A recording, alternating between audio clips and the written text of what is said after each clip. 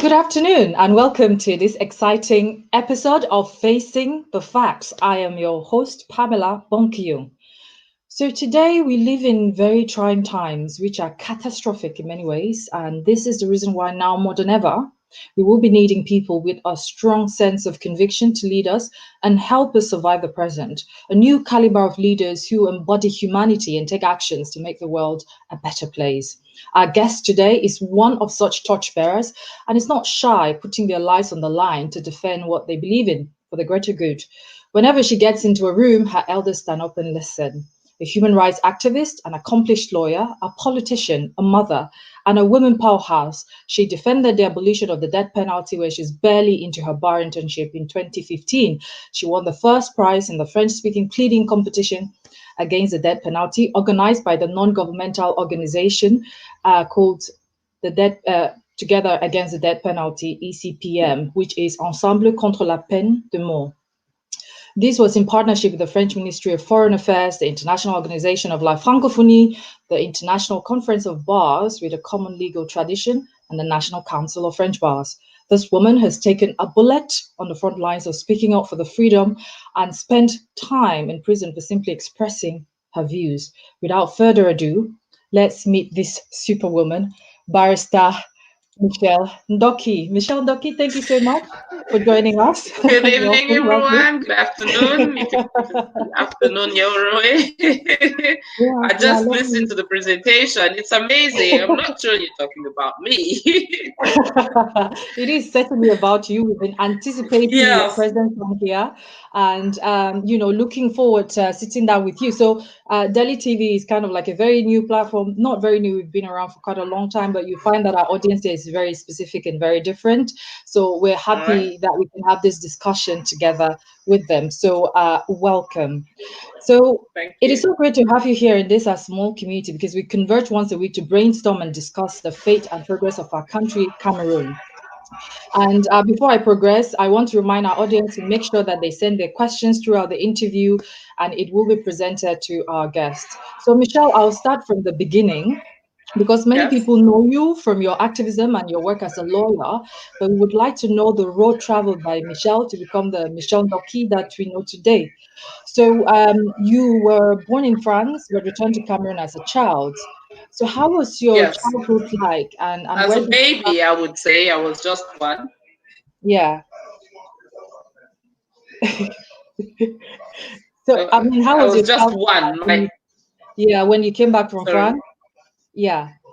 Uh, Actually, I was so young. I don't remember that time. That's the reason why I said I was a baby. It was not even a child already.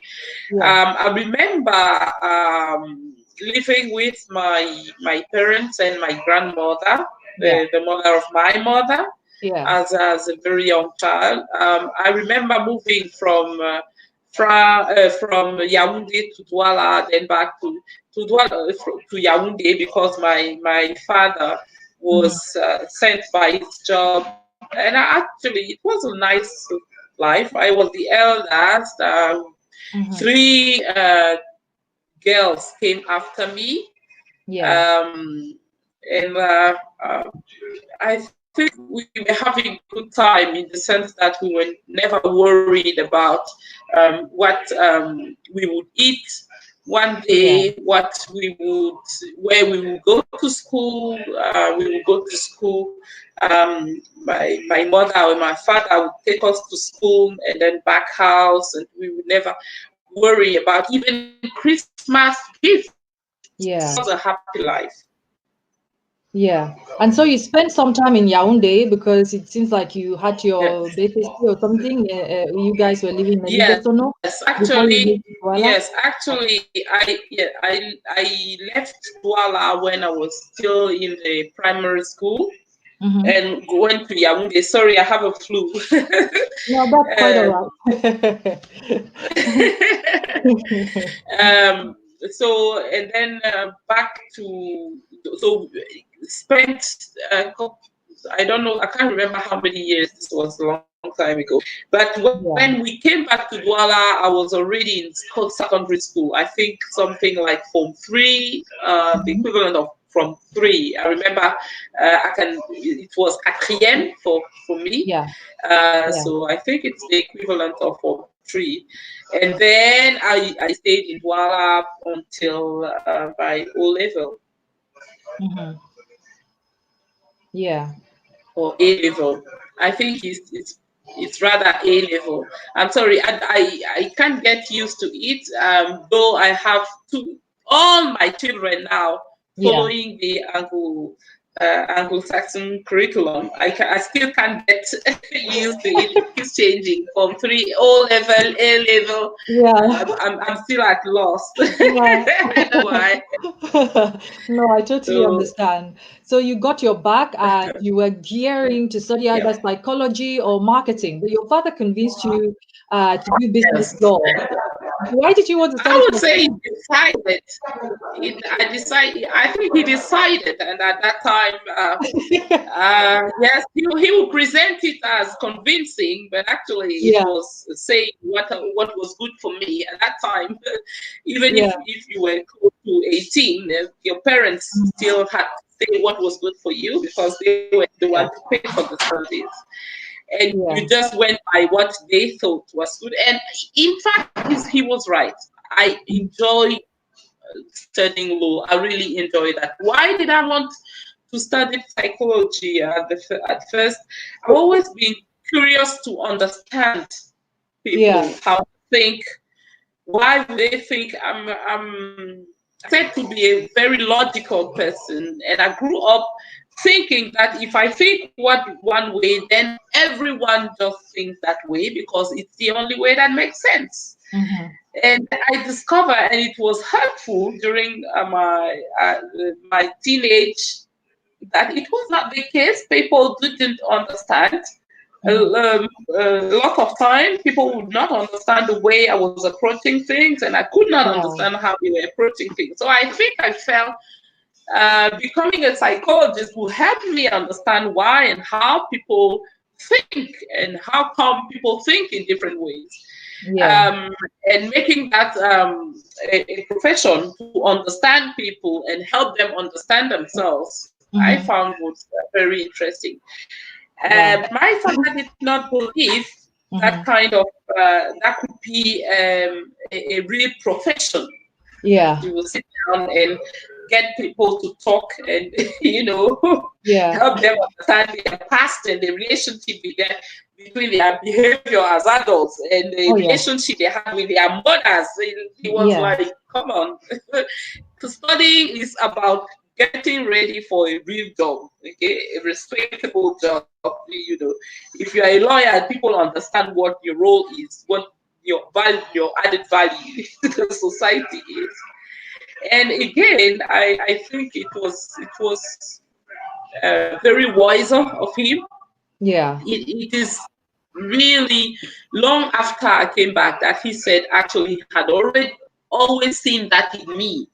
hmm, Even when I was as old as 4, I hmm, would always stand for what I believe was right, saying this hmm, is not right, this is wrong, you don't have the right to do this, you don't have the right. So he hmm, felt I would be myself as a yeah, lawyer. I think he was right, exactly. right? Yeah. Wow, that's very interesting. And so now Yeah, you've done law, you've gone to the yeah, University of Reims, you study private law with a yes, specialization in business law.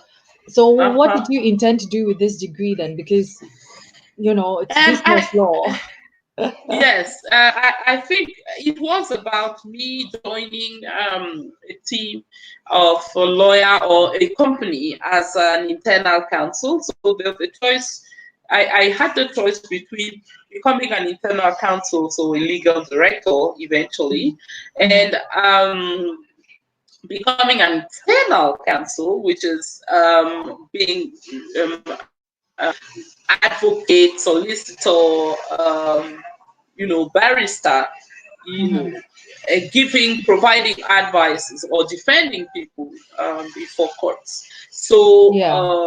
I actually tried both because when Mhm, I came back, I started with external counseling. At the time, I did not intend to become a solicitor mhm, or but provide only legal advice as a specialist. Because I Exactly. had the feeling, yes, I had the feeling at that time it was impossible to Mm-hmm. to say what the law provides, Mm-hmm. because I got the feeling the judges were sometimes influenced by other considerations than Mm-hmm. strictly abiding to the law and getting people to abide to the law. And Mm-hmm. I just felt at that time, I was young by then, that I could not ask someone to pay me for me to Mm-hmm. defend a case, knowing Yeah. that there was a chance what Mm-hmm. I had to say would not be interesting to the court, and that it Yeah. would be because I was traumatized by one case that I defended Yes. very passionately, and Mm-hmm. I lost the case. And when I looked at the decision, the judge did not even bother to Mm-hmm. explain why we were losing. And Yes. when I remember what my counterpart, the other lawyer, was saying, it was not about the substantive matter. It was about things like, oh, the employer is a white man, and that is the reason why he's bullying my client. You know. Yeah. Oh my God. So yes, so I was feeling, what does that have to do with the case, which is very clear that Yeah. he was a storekeeper, and Yeah. as a storekeeper, more Yeah. than 1,200 kilos of rice disappeared from the store. Wow. So what is you understand? So and that he said there was a hole in the back, in the back wall of the Yeah. store. And we were like, yes, but 1,200 kilos is quite A a lot. significant amount. So you would not, the rice will not just fly away through the hole without you noticing, obviously. So Exactly. this case to me was crystal clear. And when we lost it, I was like, from something, I cannot do that job. That is Yeah. not for me. I can advise, tell people what the law provides, and Mm. take no responsibility whatsoever Exactly. on what is going to be done with my advice. So let me be just an external, just a counsel, writing my Exactly. things in my office and not caring about what happens after. But it did Exactly. not work because I was not happy. I wanted to see my advice living, Exactly. embodied in a Yeah. transformation in society. So Mhm. I went to internal counsel as a legal director, and then I came back to my Mhm. love. My true love Mhm. is practicing law, being a lawyer, standing in court. And that is the reason why actually I moved gradually Mhm. from business law, Yes. which is actually about, to me, giving very technical and high level advices to very complicated um, uh, in very complicated matters. You want a special deal, investment Exactly. deal, and you want to make it. Yeah. We write pages and pages, Yeah. thousands of words to say something, But I'll protect actually the yes. I'll actually come to that and So touch on that, especially with your yes, role at GCAM, because that was the heart of it, uh-huh. wasn't it? So you've already Yes, talked about your work working in consulting and in corporate law. So I was able to find out you worked in Orange and Guinness. And yes, so you've already highlighted what you loved about working in corporate law, yes. anyways, the fact that you could just give legal advice and, step back. But then you also Yeah, worked as a Secretary General at the Arbitration Center of GCAM. And GCAM, for those who yes, don't know, is the French acronym for Groupement Interpatronal du Cameroun, which is the inter-employers group of true. Cameroon. And you were Yes, particularly assigned to fight corruption. So, given that yes, GCAM, as an association of companies, unions, and professional groups, has as its main purpose helping members to benefit from a favorable business environment, how effective do you think that they have been in easing individuals or companies to do business in Cameroon? Because Cameroon is certainly not a very easy environment to crack. certainly. Yeah. And to be honest, first of all, let me make a small point of correction. Actually, when I Okay. left Guinness in 2012, I Mm-hmm. went to do. I had two roles that were to Okay. me complement that there was one Okay. role as a project manager for Mm-hmm. this business initiative Mm-hmm. to fight against corruption and promote integrity in doing business. That was Mm-hmm. promoted by what the association was called BCAC, Business Coalition Against Corruption. And you had mostly Anglophone or Anglo-Saxon international groups or Mm-hmm. represent affiliates of international groups such as Standard Chartered, Guinness Yeah. Cameroon, BAT at the time, and and that was one job that I was doing part time, and the other one was to become general secretary of the GCAM Arbitration Center, which was really about promoting what we call alternative mode of resolving conflict area. Mm-hmm. Mm-hmm. So by arbitration instead of going to litigation or state Exactly. judiciary, have the Yeah. private judiciary system. So Mm-hmm. in time, what happened is I tried to convince the president, the then president of the GCAM, to join the initiative, to make that a joint initiative between Anglo-Saxon companies and French companies, because Mm-hmm. it appeared, or French and Cameroonian companies, because it appeared to me at the time that GCAM was mainly composed of French companies, and Mm-hmm. that corruption as a problem was a problem to all the companies. Mm-hmm. So with a powerful organization like GCAM, I had the Mm-hmm. feeling that Yeah. encouraging the companies to step up in their game, because the business initiative was about saying, we as members of this initiative, we will act with integrity. We will Mm-hmm. make integrity an integral part of the culture of our company.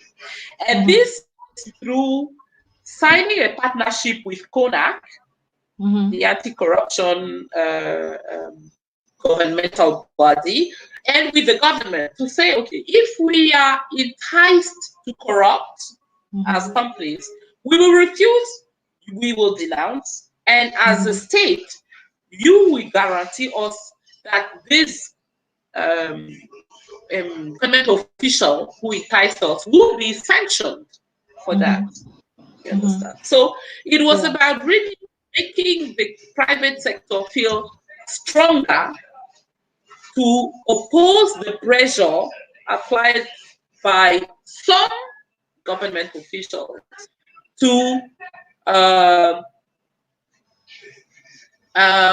act with, to play with the integrity in a sense. Yes. Let's say you have a tax control and people are telling you that the amount that is still due is huge, but Mm-hmm. with the right conversation with the tax official, you can bring Yeah. it down to something swallowable. Mm-hmm. Mm-hmm. Members Yeah. of this association or initiative would say, I would not do that. I'd rather negotiate with the government, but I also want to be sure that Mm-hmm. the person who suggested that will be punished, because I don't Mm-hmm. want to be punished because I want to act with integrity, which is Mm-hmm. actually the environment. Mm-hmm. Companies are reluctant to denounce it and try to fight it, because it ends up being them being punished, because for instance the import process will be slowed down, or they will not be able to pay their tax returns in time, and they will be harassed by government officials, and some licenses that they are looking for will not be granted in time. So the environment is sort of discouraging you from acting with integrity. Yeah. And this initiative with GCAM was about fighting that back. Mm-hmm. The thing is, it's very difficult for a group of company, 100 companies, to fight something that is uh, global, I mean, national, that is part actually of the country's, I don't know if I should say culture, but sort of, you understand? It's very difficult. It's like trying to change one environment uh, from the wrong end. And I Yeah. think initiative should start with the government, the state, and Yes. then trickle down to the private sector, to the individuals, and so on. So that is, I Exactly. think, because actually I became a militant of a political party for the first time in 2012, and I Yeah. think that is realization that actually that would be more difficult Mm-hmm. than to change the political landscape. That Mm-hmm. is that realization that made me to become a political actor. Yeah. Well, that's quite interesting in terms of you're talking about harmonizing two very different systems. You're working with multiple companies, trying to get them to buy into Yes. the same thing when they operate separately. And it Uh-huh. falls strangely around my next point that I was going to bring in because in November of last year, the president of GCAM, Celestin Tawamba, announced that GCAM will Yes. adopt some amendment to its arbitration and mediation center in a bid to Yes. adapt GCAM's practice to the revised OHADA Uniform Act of Mediation of 23rd Yes, November that's true. 2017. Uh-huh. So, yeah, of course, for those who are wondering what OHADA is, it is the Organization for the Harmonization of Business Law in Africa, and it's made up of That 17 is it. African countries, of which Cameroon is Yes. one. So, Barrister Yeah. Michelle, what does this change now mean for the business environment in Cameroon? Because we're already talking about you trying to bring the Anglo-Saxon bit, but we already know what OHADA does for the Francophone country. Yes. Yes. I think the change is really raising the bar. That is the intent. It is about raising the bar Mm-hmm. and setting up higher standards. Mm-hmm. Do you see?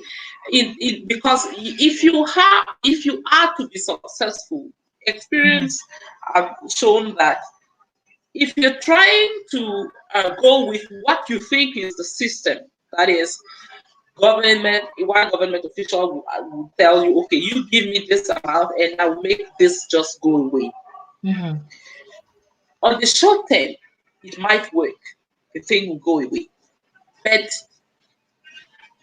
you wait, and the following year, either the same person comes back Mm-hmm. because this you have become a source of income to that person Yeah. and has higher expectation to deliver the same service, making your problems fade away, Mm-hmm. or they've changed the government official and the new one doesn't know about your deal and is looking for a new deal, okay, a better Yeah. deal. So if you look at it in time, these companies become less and less effective. Corruption has that effect of rendering the company less Mhm, and less effective, and then less and less profitable, and then less and less sustainable. mhm, That is the reason in the Western countries they promote integrity. I mhm, used to say that during my training. I don't think they do that mhm, because of religious reasons or because morally it's good, it makes them feel good that you're doing the right thing. That's mhm. not true. From a very pragmatic point of view, acting with integrity is what your company is sustainable. And even Yeah. in a highly corrupt environment like Cameroon, those who Mhm, fought back and mhm, created a reputation fighting back against mhm. corruption Yeah. actually became uh, trustworthy to their client base, and that made their business sustainable on the long run. Because at a Mhm, point in time, I experienced that in Guinness, Cameroon. The government official will know that we will say no, and that we will be ready to face the consequences of saying no. No. Sorry, I'm so sorry, madam. So, sorry for that interruption. That's the beauty of being on air, right? Yeah. and live. Yeah. That is how you convince your audience that this is a life. Back to our conversation.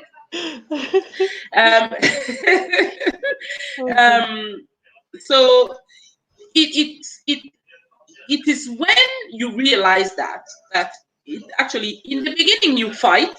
The government official would realize that there's no point wasting my time here. I'm not going to get anything out of this. So I might as well just move to a more collaborative company. Then that helps you in the long run. You understand? So this was the thinking, and I think with the new leadership team of GCAM, yes, because this is coming from the leadership, this mindset of saying, actually, you know what, we don't want to always be negotiating with the, giving kickbacks or nice gifts. We want this environment to be fair. Put in place fair laws. We will abide by the laws. If the law provides that I have to pay the tax, we will ask our companies to abide by the law. But in return, we want a favorable environment.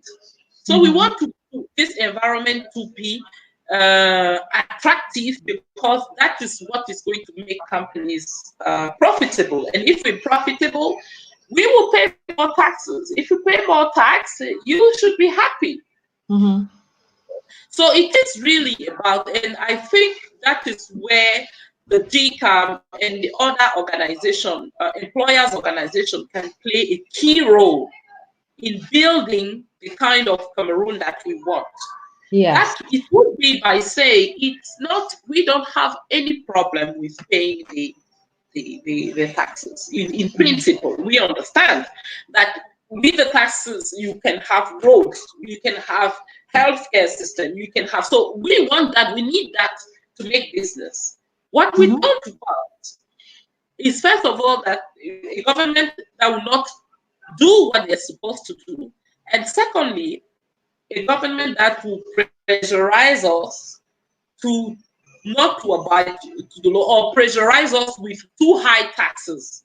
So we want to be part of the conversation about how to set the income tax, all the tax, so that we can, and you can get the revenue, and we can live together. So this integrity thing is really instrumental.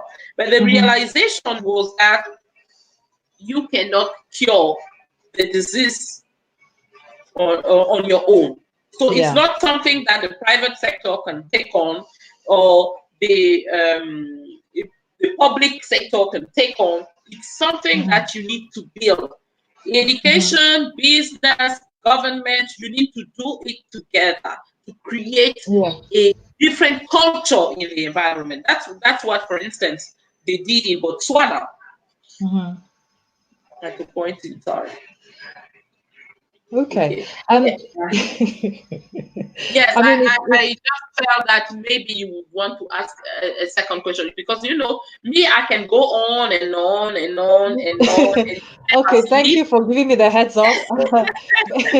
Because I'm still talking because I'm talkative. Thank you for giving me the heads up.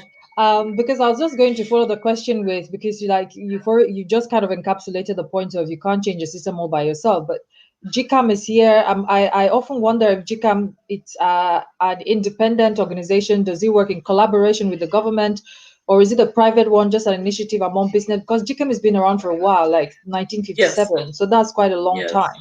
And when you look at the Cameroon business environment today, and some of the things that I kind of learned recently, I was a bit taken aback.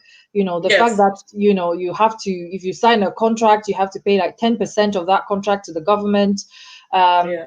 just some kinds of strange things, like you're a startup, you're not making any money, but you're expected to like pay 10% or to show certain documents that they need you to have, like have a, registration. You must have Yes. a particular place where your business is registered to, and if you can't pay the rent, then what do you do? And look at how rent is paid in Cameroon. Yes. So there's a lot of issues there. So I just wondered if, because if GCAM is here to kind of ease business, are they just giving advice? Are they not obviously having an advocacy arm that can actually advise the government on what works well for businesses or what helps small to medium-sized enterprises? They are there for that. The thing is, you need to look for. You mentioned something very important, that this organization has been around for quite a long time. I think it Yeah. was in the late 40s or beginning of the 50s, even before independence, I think. And the Oh, role of wow. the organization, yes, has evolved in time. Mm-hmm. At first, it was an employers organization Mm-hmm. collaborating with the government. At that Mm-hmm. time, all the legal environment was to be set up. Mm-hmm. So the company's opinion about that was very Mm-hmm. important. Yeah. It was about creating, for example, a labor law. Mm-hmm. Okay, so the employers wanted to be speaking as one person to make sure that the labor law, would not be too protective to the Mm-hmm. employees and too much of a constraint for the employers. So that Yeah. was the role basically of the organization by then, in the 50s or early 60s. It was Mm-hmm. really about, okay, before you put in place all these nice and fancy laws to protect the Yeah. individual, think that they are the one investing and make Mm-hmm. sure you remain.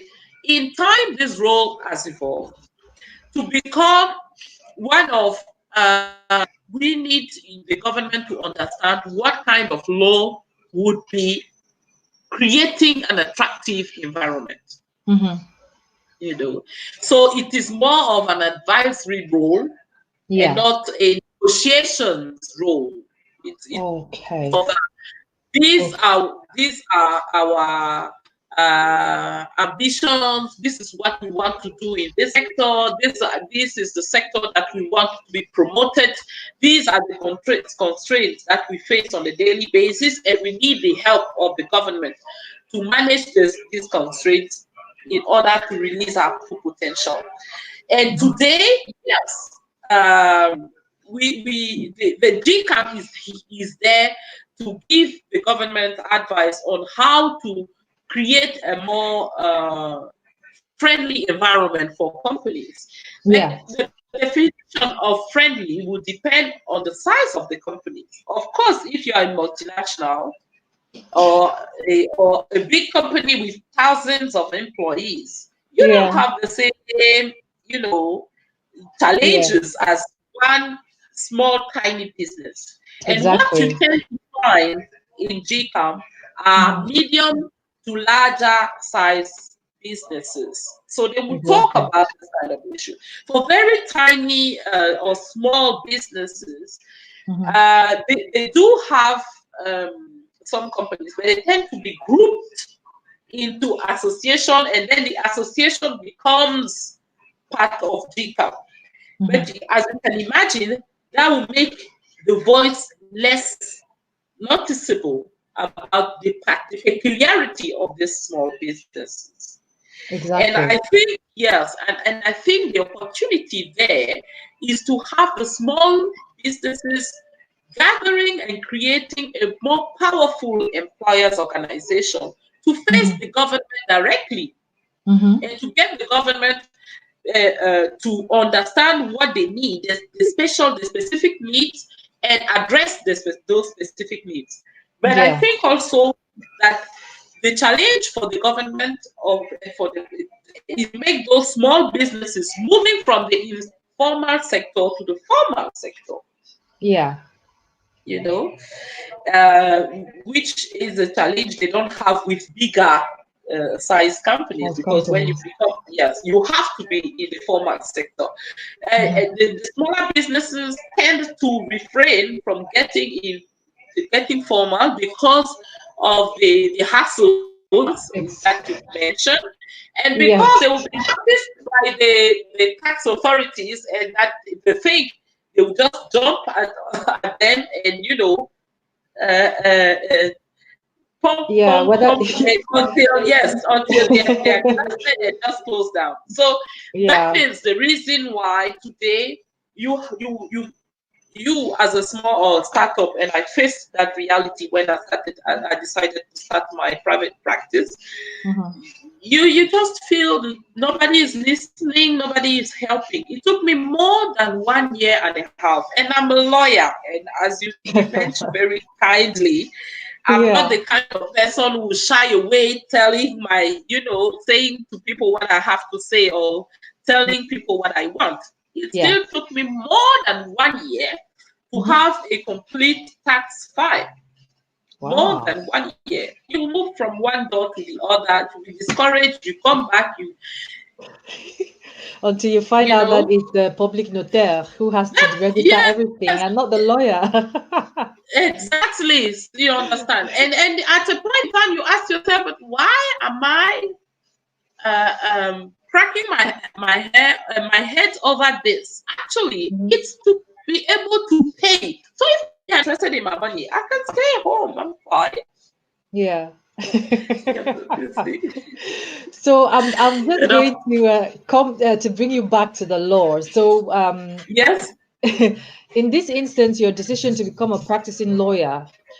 For those of Yeah. us who do not know how this works, we are hoping to use this opportunity to offer clarity and enable our audience and ourselves understand what it takes to become a lawyer in Cameroon.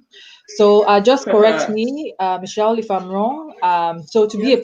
a practicing lawyer in Cameroon and litigate in court, you first of all get a Yes. degree in law. You get into the Yes. bar. Getting into the bar is Yes. a two-phased affair. So stage one is you do an internship in a law chamber for 2 years. And as a law student, you're expected to attend at least 10 conferences as part of the training and be involved in some sort of activism or Okay, non-governmental but organization work. just before Yes. that, you have to pass an exam. Okay. Okay, that makes you a pupil advocate. So the Right. training, the 3 year, 2 years internship starts after you've passed the exam to become a The first pupil advocate. exam. But the rest, yes, the first exam, yes, Okay. Because there is a part two of the bar exam that you write, which includes an yes, oral after the session. 2 years. Yes. And you must score 12 on 20 to be lifted as a full lawyer. That's true. That's true. Okay. So it appears that being a lawyer or being able to join the bar in Cameroon is like a really arduous task because I've been Yes, trying to understand like between 2000 to 2007 there were no bar exams organized in Cameroon at all. So correct. initially from what we understand the bar organization was tasked with organizing the bar each year and then it was decided that the Ministry of Justice should be in charge of this. And Yes. then why do you think that it took them 7 years and then you have after the 7 year one 2007 another 4 years and then now you have 2 years before the bar exams are organized in Cameroon, even though the law states that the Ministry of Justice is supposed to organize them every year? I think it is the same for everything, or almost everything in Cameroon, is that what is written is sometimes regarded as just an indication. Mm-hmm. I think from the mindset is really to consider that, oh, yes, it should be done that way, but if I have a good explanation for doing things differently, then it's okay. Mm-hmm. Because you will find that between 2000, so there was an exam in 2000, and then another one in 2007, Mm-hmm. and then another one in 2014, Mm-hmm. and we are in 2020, and you don't have a part one exam organized as yet. You see. Yes. And the reason, if I take the last batch, as we call it, Mm-hmm. the reason seems to be that the last batch that passed the part 1 exam in 2014, we were sworn in as pupil advocate in 2015, and then the part 2 exam was organized in 2018 instead of 2017. But and the number of pupil advocates who passed the exam was, I think, 1/3 of the total number of candidates, or the total number. So they said, okay, we need to finish with that batch first before getting a new batch on board, which actually means that you have people aspiring to become pupil advocates who are queuing up and have been queuing up since 2014. Wow. And the thing is, every year you should have a part 1 exam, and every year you should have a part 2 exam, and you only get the right to write the exam twice. So if you fail the part 2 exam, then you're allowed to continue with your internship for 1 year, and you try again. And if you fail another time, then it's done. You're not going to become a lawyer. Wow. You understand? So if you were to do it every year, it will actually help manage the number of lawyers who join the bar. Because every 3 years, so who will remain a lawyer and who will not.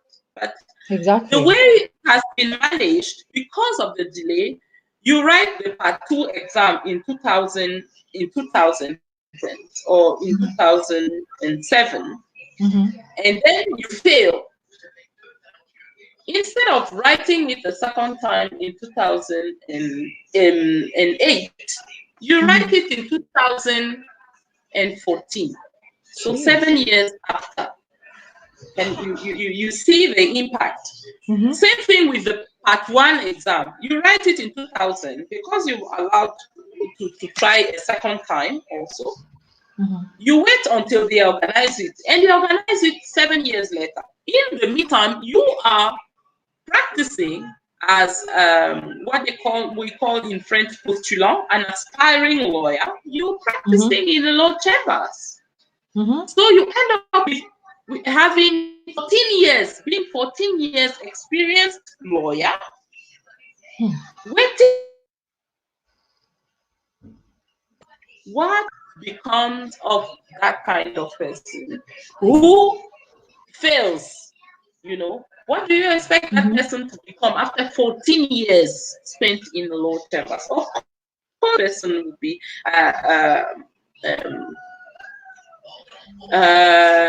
reluctant to leave the profession, and you have to manage that situation. So it makes it a very, yes, it makes it very difficult to join the bar. But in as much as I agree, it should be a selective process, like in any profession. I think we should lead by example, because we are supposed to become right defenders, not only human rights, but right defenders.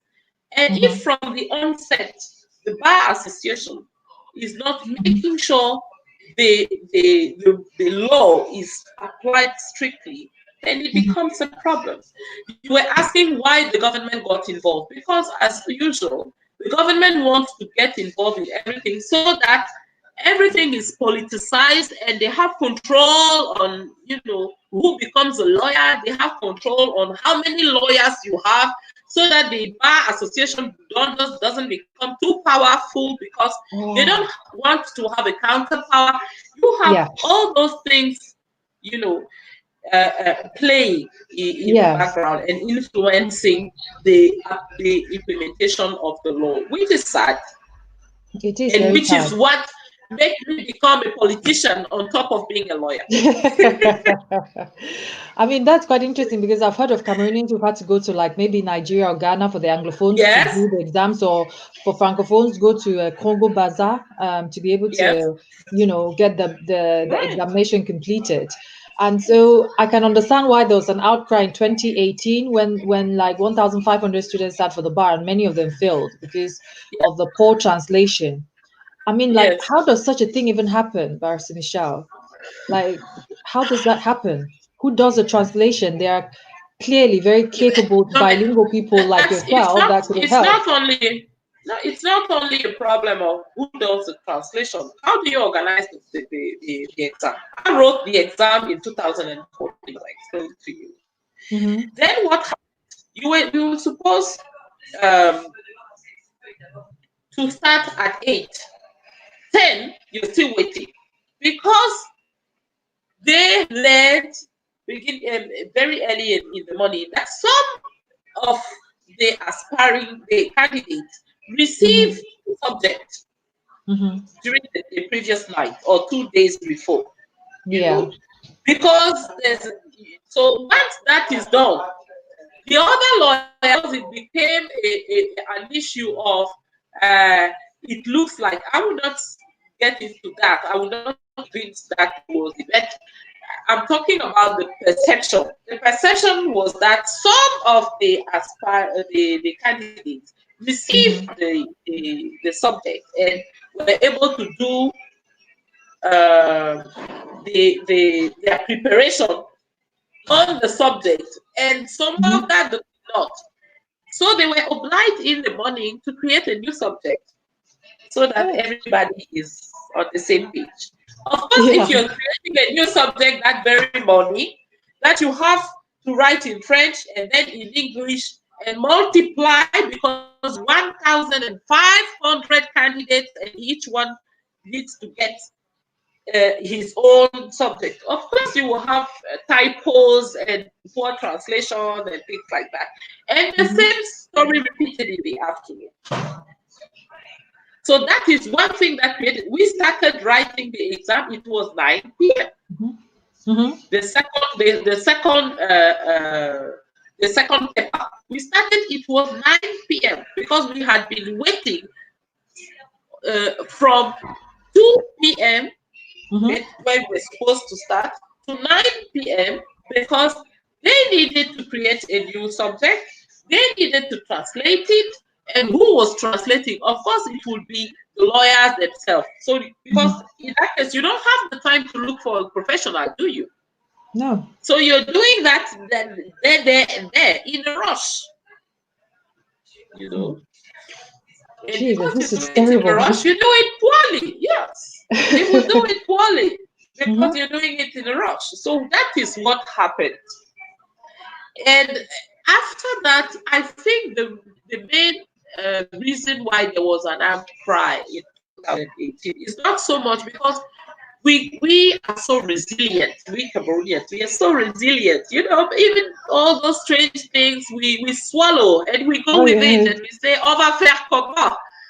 But the thing that created the outcry is also when it comes to make the correction, papers for correction, Yeah. it takes forever. You have leakages, you have people leaking information. So the information leaked that there was a difference between the number of people who were considered admitted as science bar council Yeah. and the number who ended up being considered admitted by the minister in charge of justice, who is by law the only person to sign the final list. So the discrepancy was hundreds of people. And of course, because the people do things, they don't keep the secret, they don't know what being professional means, they Mm-hmm. will tell their friends, those who have friends will get it from their friends, those who have relatives will get it from their relatives, those who can pay will Mm-hmm. get it from her. So you have all those influences. You have those who pay for their name to be on the list. Hmm. So this minister will call and the name will be added. You have those who know people, someone in the ministry in charge of justice. So they will call the cousin and say, okay, look at this document that they have typed in. Do you see my name in there? So a lot of them received confirmation actually that they had passed the exam. Mm-hmm. Uh-huh. Wow. Then the minister in charge of justice received the list and said that was what was said by the then chairman of the bar. So I'm not disclosing anything secret. That Mm-hmm. actually, because of the high number of candidates, there was an attempt to reduce the cliff, you know. Mm-hmm. So not to put it at 12 over 20, but to Yeah. put lower than so as to allow a lot of people to pass the exam. But the Mm-hmm. minister said, no, you said it will be 12 over 10, 20, 12 over Mm-hmm. 20, it will be, Mm-hmm. which is not wrong. In fact, if you think about it, how Yeah. many people in an average class would be scoring above 12 over 20? It will not be the majority. You wouldn't expect it to be the majority. So, with the right communication and the right process duly followed, there would have Mm-hmm. been no issue. You Mm-hmm. understand? But the Definitely. fact that people will influence it, they can put a name sometimes of people who did not even show up to write the Mm-hmm. exam. Okay. Of course, everybody would be expecting, okay, if they have to cheat a bit, why would Mm-hmm. not it be to favor me? You Exactly. know. Yeah. Uh-huh. So Clearly. that's what created that all this confusion. That is what created the outcry. Mm-hmm. Unfortunately, Yeah. sometimes we also, I don't know maybe how to, because we feel so much unfairly treated as human Yeah. beings, as citizens of this country. We Mm-hmm. fail to put out our grievances in the right way. So Mm-hmm. the way we will put out our grievance will make it look like hardship. That is, we are crying out because we are suffering, and suffering is part of life. You understand? Instead of saying, actually, this is what is going wrong, you would tend Mm-hmm. to say, I'm pissed off, which is not helpful, you know. Yeah. Because if I you're think. pissed off, then you understand. So that is why this issue was not, in my humble view, Mm-hmm. rightly treated at the time, and that is why I'm afraid it might happen again in the future. Let's hope not. Let's hope people are watching this and We they'll will get your see. advice and We will present it see. properly. Yes, yes. I So, think they should emphasize on the necessity to apply the rules yeah. and to ensure that it's not that people think nobody should fail an exam. It is Mm-hmm. people need to feel that if Mm-hmm. they failed, it is because they did not do enough. The Exactly. people need to understand what the rules are. Everybody needs Mm-hmm. clear rules. Mm-hmm. Then, if you're not up to the game, you live with it. Exactly. Certainly. So, Michelle, just carrying on, Cameroon has a bijural system where two types of law are Yes. practiced. We have the common law and the civil law systems that were adopted from the countries that were overseeing the Cameroon mandated territories. So, since the 1960s to date, why is there not a push to harmonize the systems to traditional law? Why do most lawyers use quote precedents from outside of the country and make more internationalized than local with regards to representation of adequate? They make more internationalized, examples. So that's the kind of examples that they use in their cases than they use local ones with regards to representation and providing adequate context in law cases. I think you have you have two reasons for that. I will think about two reasons for that. Mm-hmm. The first one is one you've mentioned, by jural system. Mm-hmm. In the civil system, under the civil law, Mm-hmm. we tend to rely more on the law than on the case law. What is called under the common law system case law. Mm-hmm. Okay. So we tend to rely on the jurisprudence would serve as guidance, but when you defend a case in court, you said the law provides that. Okay. Because this jurisprudence will evolve with the change in the law. Mm-hmm. You gave the example of Ohada. Mm-hmm. So Ohada became enforceable for one of the various acts in uh, 1998, if I remember well. Mm-hmm. Then all the decisions, the court decision made before will not be applicable, will be outdated, because the new law is in setting new rules.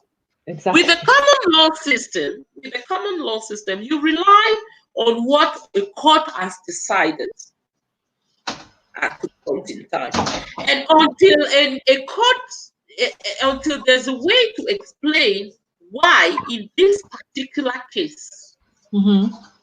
you will come to a different conclusion, as a different Mm-hmm. decision, it Mm-hmm. will not move. And acts and laws are there to create a kind of framework. But if you want Mm-hmm. to say what is the right way of reading that law, you rely on what the court has decided. So that Yeah. is one reason why deciding you will harmonize is actually deciding you are going to make one, two systems that were thought totally from totally different angles. So it Mm-hmm. is as difficult as if you were asking France and England to create one set of laws for the whole of Europe. Mm-hmm. You understand? The Yeah. thinking is so different that it makes it difficult. And I would say, as a Cameroonian citizen, why do we even need to? Because in everywhere in the world, people can live together with different ways of thinking, and law is just a framework. And why would we not live with the different frameworks? I don't see what the problem would be. We live with the different languages. Mm-hmm. If you're talking to your grandmother, you don't use the same language as if you're talking to me. And it's Yeah. not a problem. We can live with that, right? So I think we can live with the bilateral system. Mm-hmm. That is one reason, and the second reason is I think um, we we need to consider this bilateral system like something that enriches us Exactly. instead of considering it something that complicates our life. If you think about it this way, then you enjoy both sides of the both legal systems, I would say. Exactly. Yeah. Yes, I think that way you enjoy it, and you allow people to enjoy being who they are. The Mm-hmm. other thing with the common law system, why would they rely on foreign case law, is common law is regarded as a system as a whole. So even elsewhere, I believe, and I'm not talking as a specialist here, I think Mm-hmm. even in Australia, you know, they will refer to some court decision made in England Yeah. because it is the same system. Okay. Yeah. So in the common law system, Common it law. is perfectly right. Yeah. The one thing is we have not had the government will, to Mm-hmm. create our own legal history. Because Yeah. again, it is not regarded as an integral part of what makes a country a nice place to live. It is regarded as to manipulate the power. Mm-hmm. So you don't want the Mm-hmm. history because of what I said before. Sometimes the decisions are not made based on the legal logic. They're based on other considerations. So you tend not to want to write what actually triggers your decision because it doesn't make sense from a legal perspective. So writing that history of bad decisions will not help because there's no logic. You understand? So because nobody has invested in writing our legal history, you cannot hardly rely on Cameroonian case law to adjudicate on new decisions. Okay. But I think we might depend on sociological and anthropological works for that one. But yeah, Yes. when everyone is ready, like you said, political will. So yes, we need that. We really need that. And you know, I tend to think we're human beings.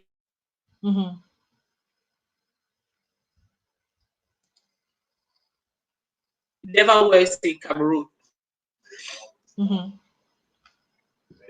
So anyways, I'm looking forward to sinking my teeth into your 2015 competition case that you presented.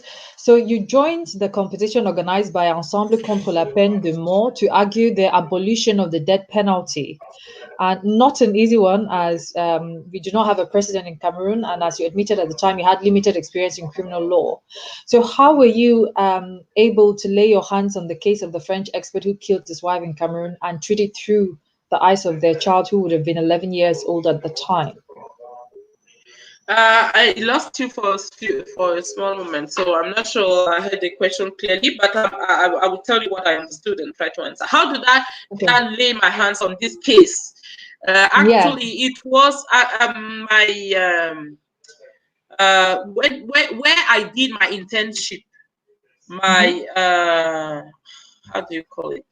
I've forgotten the words in English. So my principal was a lawyer in that case, was defending I think the accused person in that case. So that's how I came across that case. It had been really a very famous case at the time. That was a big case at the time. And we were asked for this contest, we were asked to take a real life case. So I just took that from his archives. And I felt, you know, that is where you have law meeting the human beings. It is where you look at a story through the eyes of a child. Because that's where the whole conversation around that penalty, is it right, is it wrong, makes full sense. Because I believe to say it is okay to kill somebody because that person has killed somebody else, you need to distance yourself from that person. If you're considering that person as your child, it makes it a bit difficult. And I think I just felt, looking at that case from the perspective of the child, who is still the child of his father. So you put yourself in his shoes. This is his father, and the person who was killed is his mother. And you're trying to bring justice in the case on his behalf, because he is the Cameroonian people. He was aggrieved by the killing of his mother. So he is the right entitled to turn back to you, the judicial system, to seek justice. But the person that, because I look at death penalty as a kind of revenge. So think about it. Are you more aggrieved than the child who has lost the father? That you want revenge? and he would not want revenge. He might want justice, but what is justice in that particular case? Certainly not to kill somebody else. You understand? So that's how Yeah. I came about writing the whole pleading, looking at it from a human being and affective perspective, because you need to put the love in there. Look at the people as human beings, just as you, and ask yourself, how would I want to be treated if I was that accused person? So And in I this, think this is a reflection for the whole judicial system. The way the yeah. whole judicial system works, I think, would be improved if the people in charge of designing laws and applying laws were asking themselves, how do I want justice to be applied to me? So how was the case handled by the courts in Cameroon at the time? He was sentenced to death penalty by the first judge, and then the court of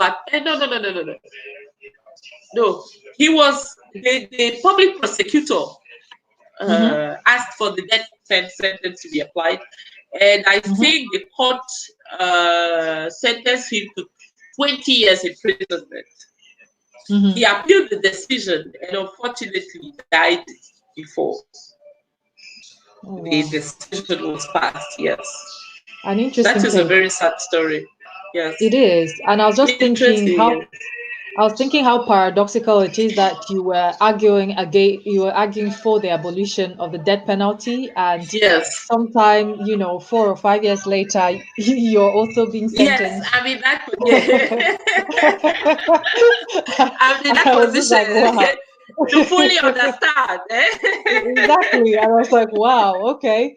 Maybe this was in preparation for like spare me. I didn't do something so terrible to deserve a death sentence. You see, that is where. Well, so you've already talked about in civil law how the law that is put today overrides the one that was previously there. So did the case leave a good enough precedent that can be applied in the future, or do you think that, with time, when the legal or the laws in Cameroon get more studied and more invested in, that could change?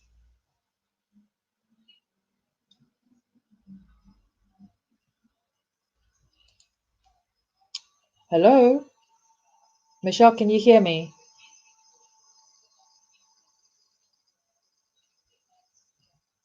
Okay, so I think Michelle has some technical issues or internet problems, because that's what usually causes this.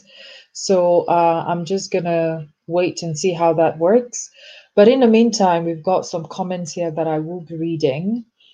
So I have a question here from F1Na. Do Anglophones also follow the same process? Yeah, in order to join the bar in Cameroon, it is the same for everyone. Those doing both civil and common law. So everybody follows that same process. And so we have a comment here from, or a question here from B Song, who's saying, Michelle, I am your fan and I admire everything about you. Do you truly believe in the rule of law in Cameroon, or the rule of power and political influence? If there's no true rule of law, well, I encourage you to engage in a profession which provides no financial hope for the future. Okay, that's a very rich one. If there are people in the comment section that have a law background or are lawyers, please do share some ideas here with B Song so that they can learn a few things from there. But as this question was for Michelle, I will not attempt to respond to it, because I'm sure she'll have a wealth of knowledge to tackle that. So we just have a general comment here from Ross Jukes. If there are many Michelles born, then change will happen and lawyers will reap the benefit of their hard work. Fear and self-centeredness is the greatest killer. Yeah, so we've got another comment here from F1 Noir, while her English is on point. And another here from Shetta Kingsley. No wonder why it is so hard to understand some Cameroonian lawyers. The process itself can confuse even the most intelligent person. Yeah, it's not an easy process becoming a lawyer in Cameroon. As Michelle was clearly saying earlier, there are lots of problems around exams. You know, you can have an exam 7 years later, 4 years later, 2 years later, and these exams are supposed to hold every year. And she also already mentioned that because usually it was the bar or association that organized the bar exams, but then the law was changed and it's now the Ministry of Justice. And somehow, in a bid to control the numbers of lawyers that the country gets, and also to have a say on who becomes a lawyer, the Ministry of Justice then decides on the dates they organize the bar exams, which is why we stayed for 7 years at a stretch for some time without having the bar exams. And then they came back in 2007, and then the next one was actually in 2014. And then we had another one in 2018 that met with the scandal that Michelle was talking about. So people can hope for another one in 2020, but it seems to be a long road to becoming a lawyer. It's either you go to Nigeria or Ghana for those doing common law, or you go to the Democratic Republic of Congo or Congo Brazzaville. So I have a question here. Why is it that French lawyers don't wear wigs in court? I don't know, because I know that French lawyers in France, they do, but I think they do because I've seen photos of Michelle with a wig in court, or maybe someone else in the background who's wearing a wig in court in Cameroon. It's just that I don't have it here to show. Okay, so Michelle is attempting to come on. Fingers crossed, fingers crossed, fingers crossed. Okay, let me see. I'll add Michelle to the stream. Hello. Okay, so we're trying to get Michelle on there. Hello.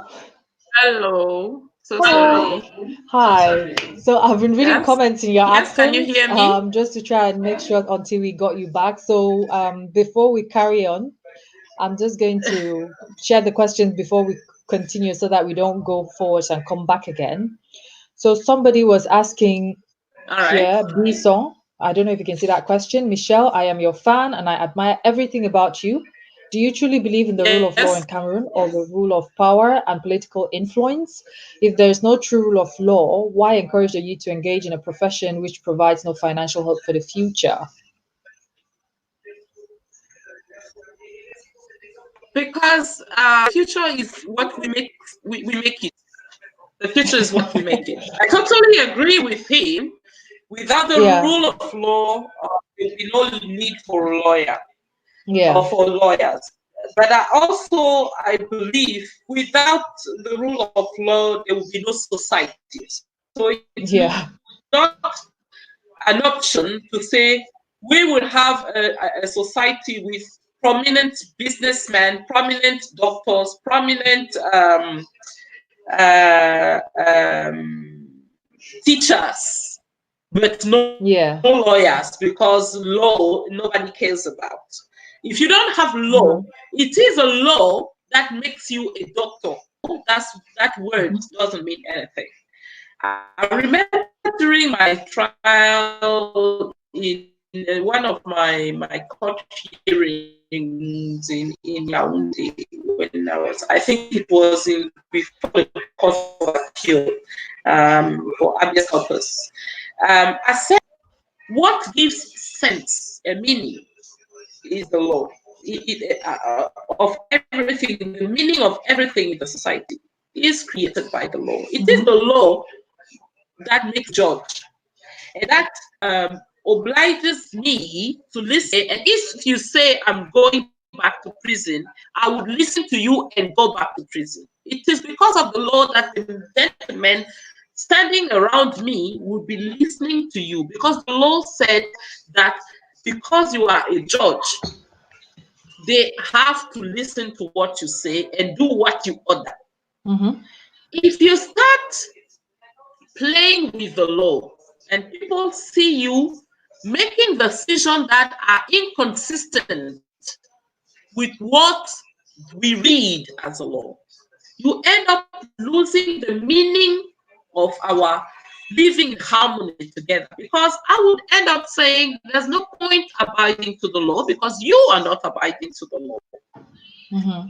So let us try something else. Let us use force. And then it becomes a story of Yeah. who is stronger than whom. And the Mm-hmm. armed conflict that we have in some part of the country, I said, this is the reason. Because you agreed on what should be done, and that was not done. At a point in time, somebody decided, I'm not going to be interested stated in the document, in the law. I'll be interested in what I Mm-hmm. can get through forcefully through your throat. Then at a point in time, the person will close the mouth and say, let's see if you can force that through my throat.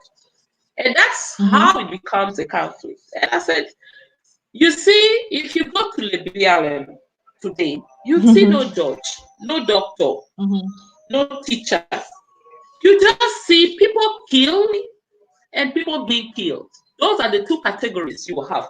When everything has lost the meaning. So Mm-hmm. protecting the law is actually protecting what we take as granted in a society. Everything that works together, people respecting your property, not trespassing your property. Mm-hmm. People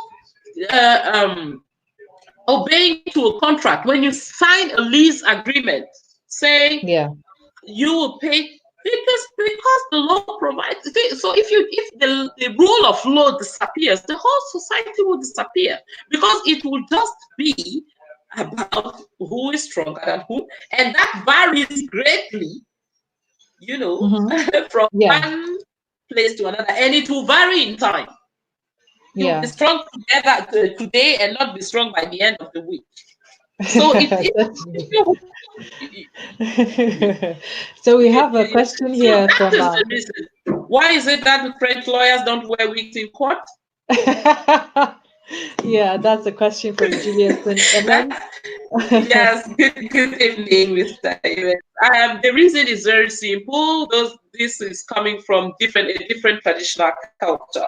It's not only the wig. You will see that the robe itself is not exactly the same design. The Anglo-Saxon way of designing the robes and the wig is different from the Francophone or Latin way. Mm-hmm.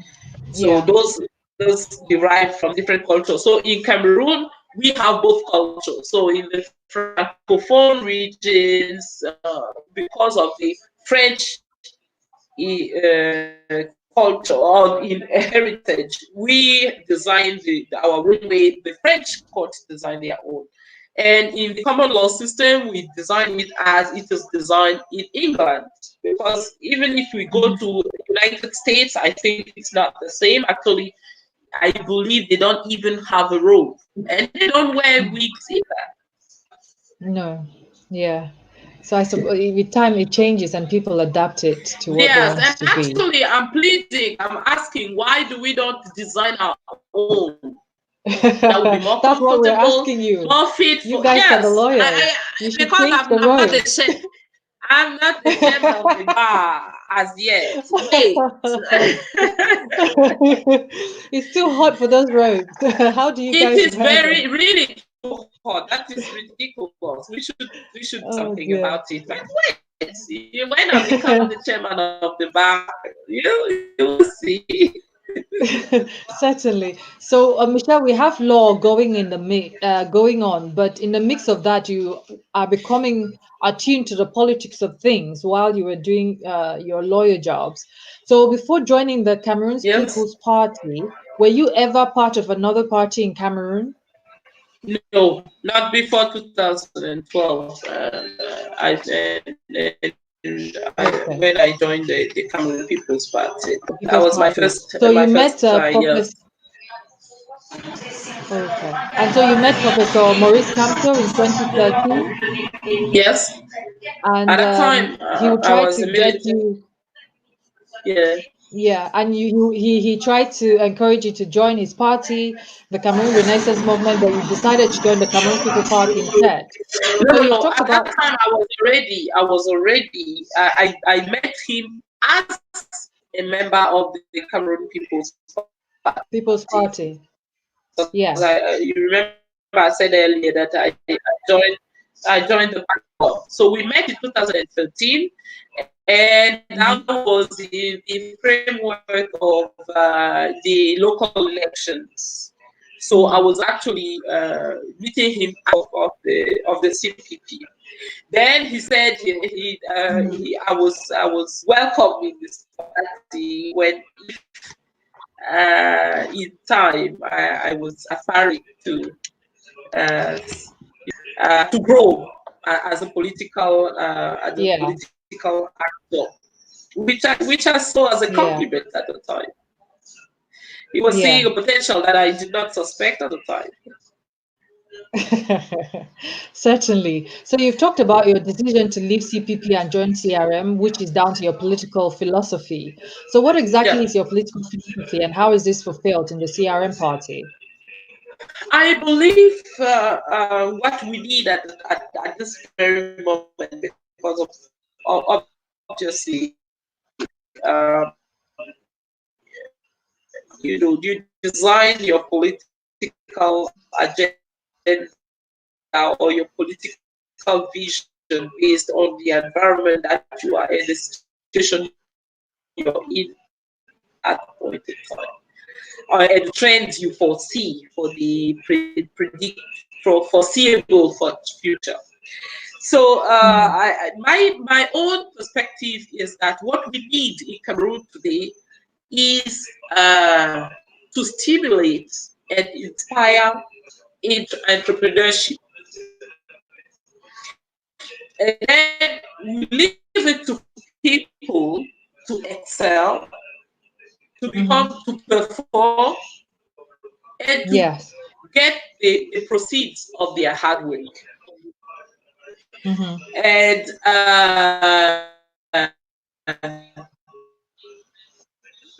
so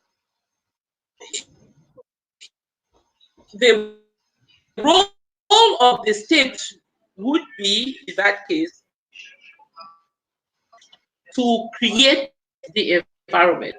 What we need is an attractive environment. We Mhm.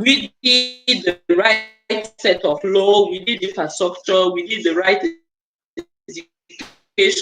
to provide sorry, to provide the labor, the workforce that entrepreneurs would. Mhm. But at the role of the state, creating the right environment. To be more of Mhm.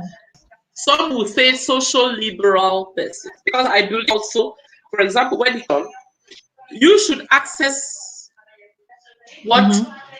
is considered, not considering what the financial power of your family.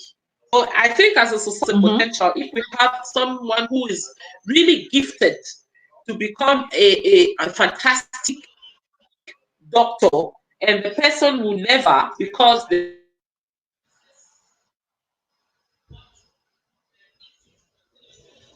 Okay. So we still see some network problems there, and we'll just wait for Michelle to get back on. And in the meantime,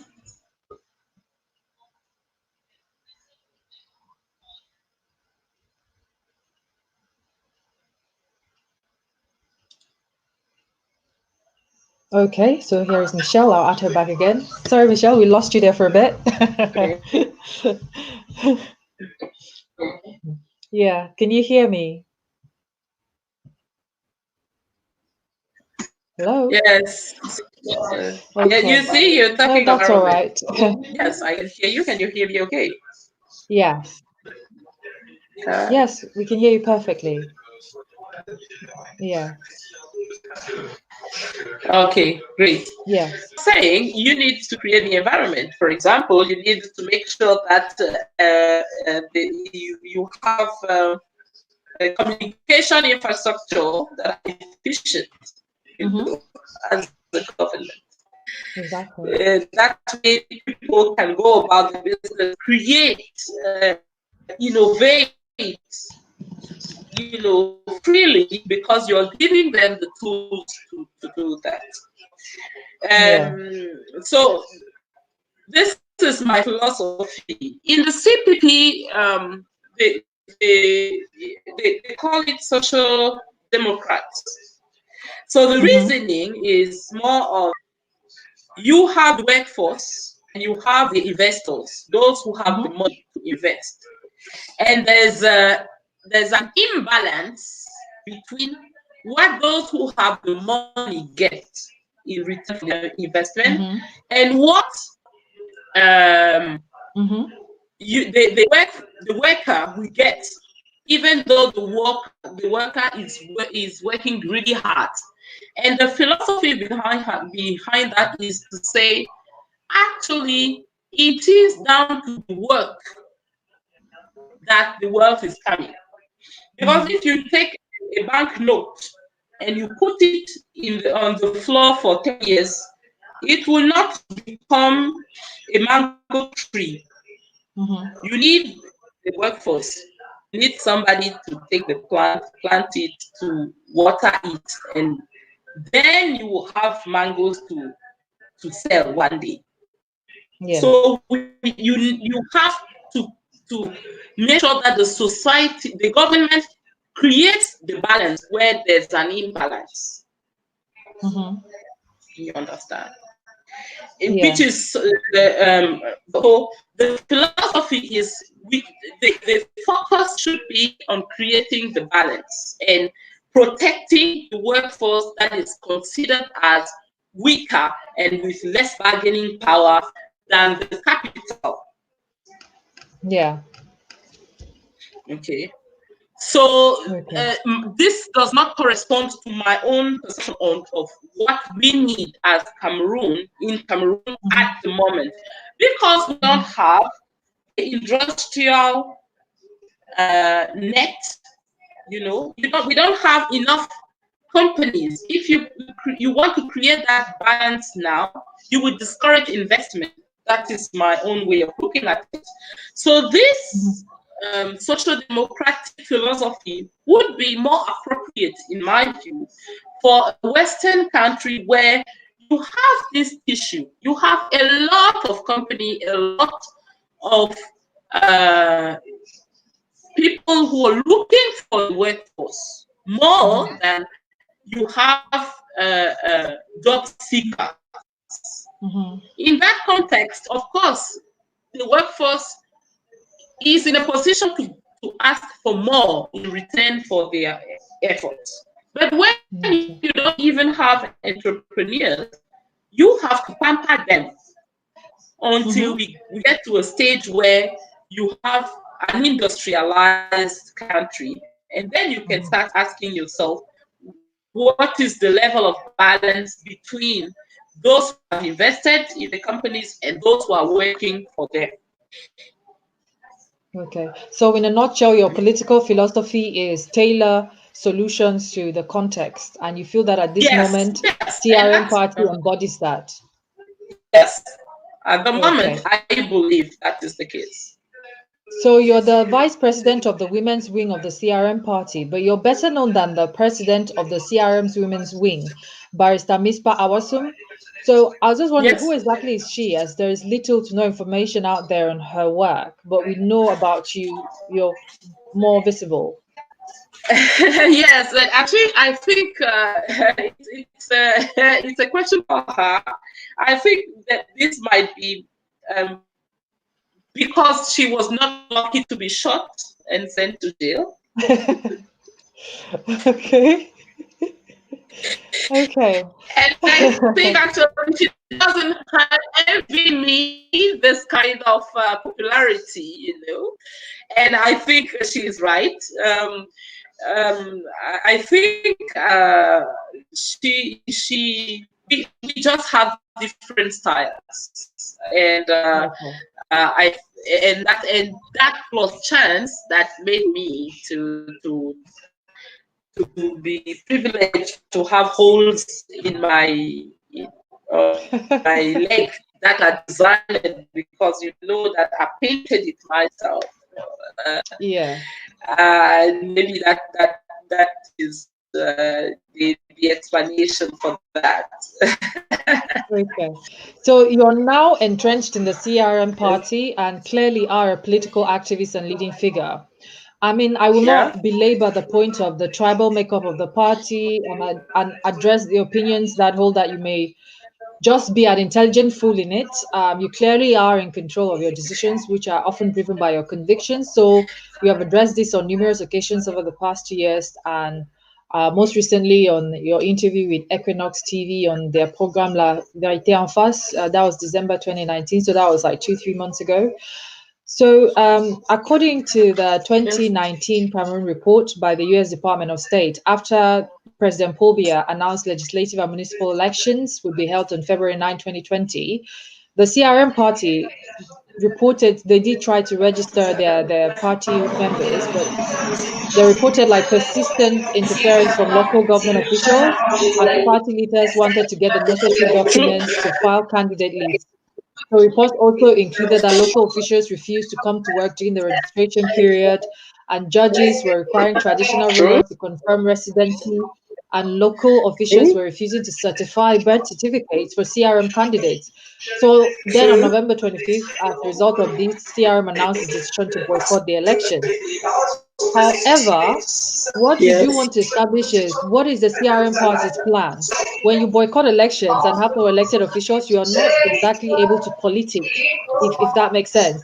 So, what sort of politics will the party really participate in? Or is the party more about building the grassroots movement with a goal for a long term political sensitization of the masses? Again, this is about contextualizing the decision you're making. When Mm-hmm. the party was created in 2012, up Mm-hmm. until 2018, it was about showing to our fellow citizens that there is you don't have hope with CPDM. There's a critical alternative. You can have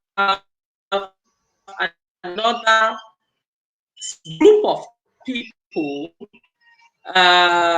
in charge of the destiny of the nation are offering ourselves to do that. So that is what drove the agenda, the CR from 2012 to 2018. And we went to the election for the presidential election. And you know what happened. Mm-hmm. Uh, so when that happens, you have to ask yourself, then what does that mean for us as a party? I believe. Okay. Because going for the election in 2020, thinking, okay, I'll have some seats and start doing work as a Syrian or as a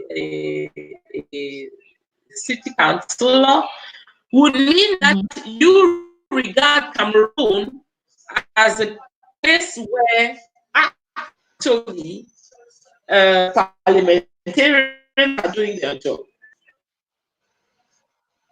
Mm-hmm.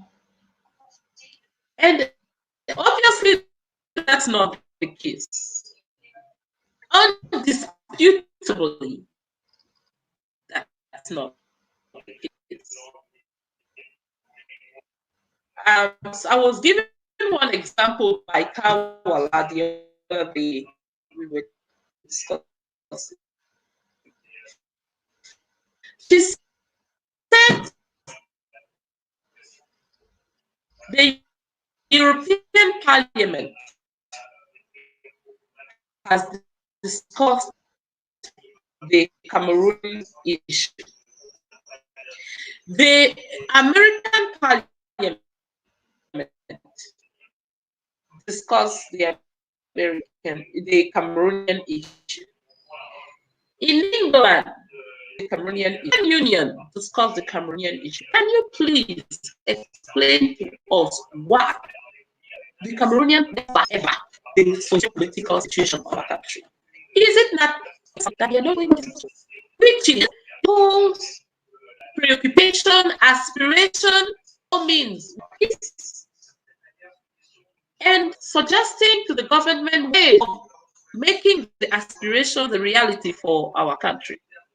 So when you get to the realization that those people do not do their job because they cannot, then as a political party, you're obliged to ask yourself, okay, how do I serve best my people, my fellow citizens?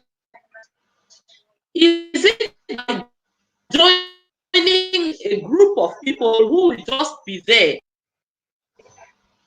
taking their money day in, day out, sleeping in meeting rooms,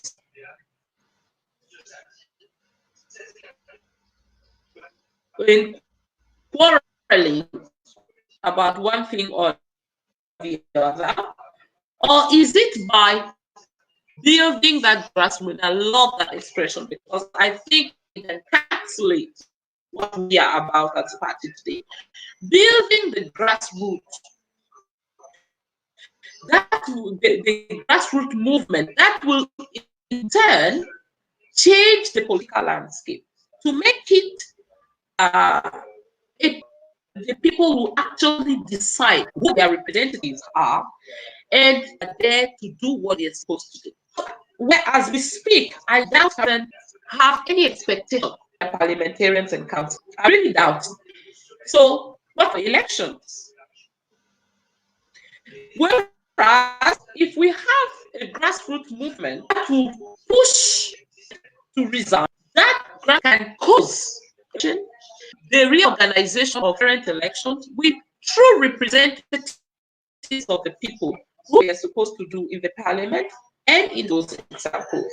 That is, both will enable building this nation, making the environment more attractive, promoting entrepreneurship, a place that you can call a place where the rule of law is a reality. Mm-hmm. Are you still there? Okay. I am here. I am listening. So we've not slept on you, Michelle. CRM is one of 4 parties that launched Stand Up for Cameroon. So together with the Okay. CPP, UPC, the Faithful, No, and the Univers it's just that Party. it's freeze. Oh, my image is frozen. Yes. Yes. Frozen. Yes, it's not freeze. Sorry about that. I think I'll come back because I seem normal from this end. I just think it's like a network problem. So your image as well, with time it freezes for a bit and Yes. it comes back. Yeah, Okay. I just think it's the network. It would come back in due time. Yeah, All thank you right. for that. So I was asking that CRM is one of 4 parties that launched Stand Up for Cameroon, together with the CPP, UPC, Yes. the Faithful, and the Univers Party. So Yes. Stand Up for Cameroon has been vocal about boycotting the elections that took place in February 2020, and they're Yes. advocating for a transitional government. But Yes. one finds that CRM leadership support is not visible towards this initiative. Why is that? Ah, very good question. I think the initiative Stand for Cameroon was first of all launched years back, and the Yeah, environment was a 2016. bit different. Yes. Mhm. So the environment has evolved greatly in 4 years. And I think the leadership team of CRM moved to a place where um, there's a belief that um, there's a better way of making democratic change a reality than what CPP is suggesting, which is no election, the transition, negotiated transition with the current government. I believe the negotiation with the government might not be what the leadership team of CRM truly believes in at the moment. I believe the perception or thinking is that this government will never ever seek to negotiate for transition with any party. Mm-hmm. So the approach of Stand Up for Cameroon is to get the grassroots to cause the government to accept to discuss transition. Mm-hmm. The approach of CRM seems to be to influence the government through the leadership and showing the world, so influence the government, influence the international community through a clear, showing clearly that this government is illegitimate. Okay, and so the government that, or the leader that should be recognized is Maurice Kamto, as opposed to Pobia. If you go back to the 2020 elections, and the approach of Stand Up for Cameroon today. So as you can imagine, CRM has sort of distanced themselves. CRM leaders have distanced themselves from Stand Up for Cameroon for that reason. Is to say really, and I think we've had Kaulak saying it very clearly. Really, these elections were not fair and transparent elections. So what we should do is to redo the election. Not be positive and adamant about who won, but redo the election. So that is what is called transition. Whereas the CRM is saying, or the CRM leaders are saying, well, we know who won. And it's actually about the person who is sitting in now as a president of the republic to recognize that he did not win and we did. But how exactly is he going to recognize that? We know that he's notorious for not recognizing anything. Like exactly. So how is CRM saying, CRM working towards showing that the Professor Maurice Kamto is more legitimate than the gentleman at Etudi? How is that going to make him come out of that Etudi palace? Maybe because the international community will force him to. That is the reason why I was saying the approach is to get the international community support. If you look at the international tour that was organized by Maurice Kamto in February, you will see that he visited a lot of European and American countries, and this was really about meeting some top government officials in those countries and lobby for this position. So I think for this point of view, so I think the aim of that move is to cause the international community to remove or withdraw from continuing to support this illegitimate government. I think that would be the kind of view. But if the international community fails to support, if the international community fails to support, it means we're stuck. So what can we as Cameroonians do to ensure that transition or that change in power happens? I have a question here from Chete Kinsey, who is saying, but with Stand Up for Cameroon, don't you think it will be possible to increase the pressure on the Biya regime and force it out of power as was done in Burkina Faso, Sudan, and other African countries? If we are depending on outside forces how long do we have to wait for? We've been waiting for almost 40 years. So do you think what would be Yes. the Galaxy at this time as No, different from what has been done previously? my own perspective as a leader and as a woman leader is that is grassroots movement would definitely make a huge difference. The issue we have at hand is Cameroonian citizens are very reluctant so far to go down the street for peaceful march protest because the crackdown is discouraging.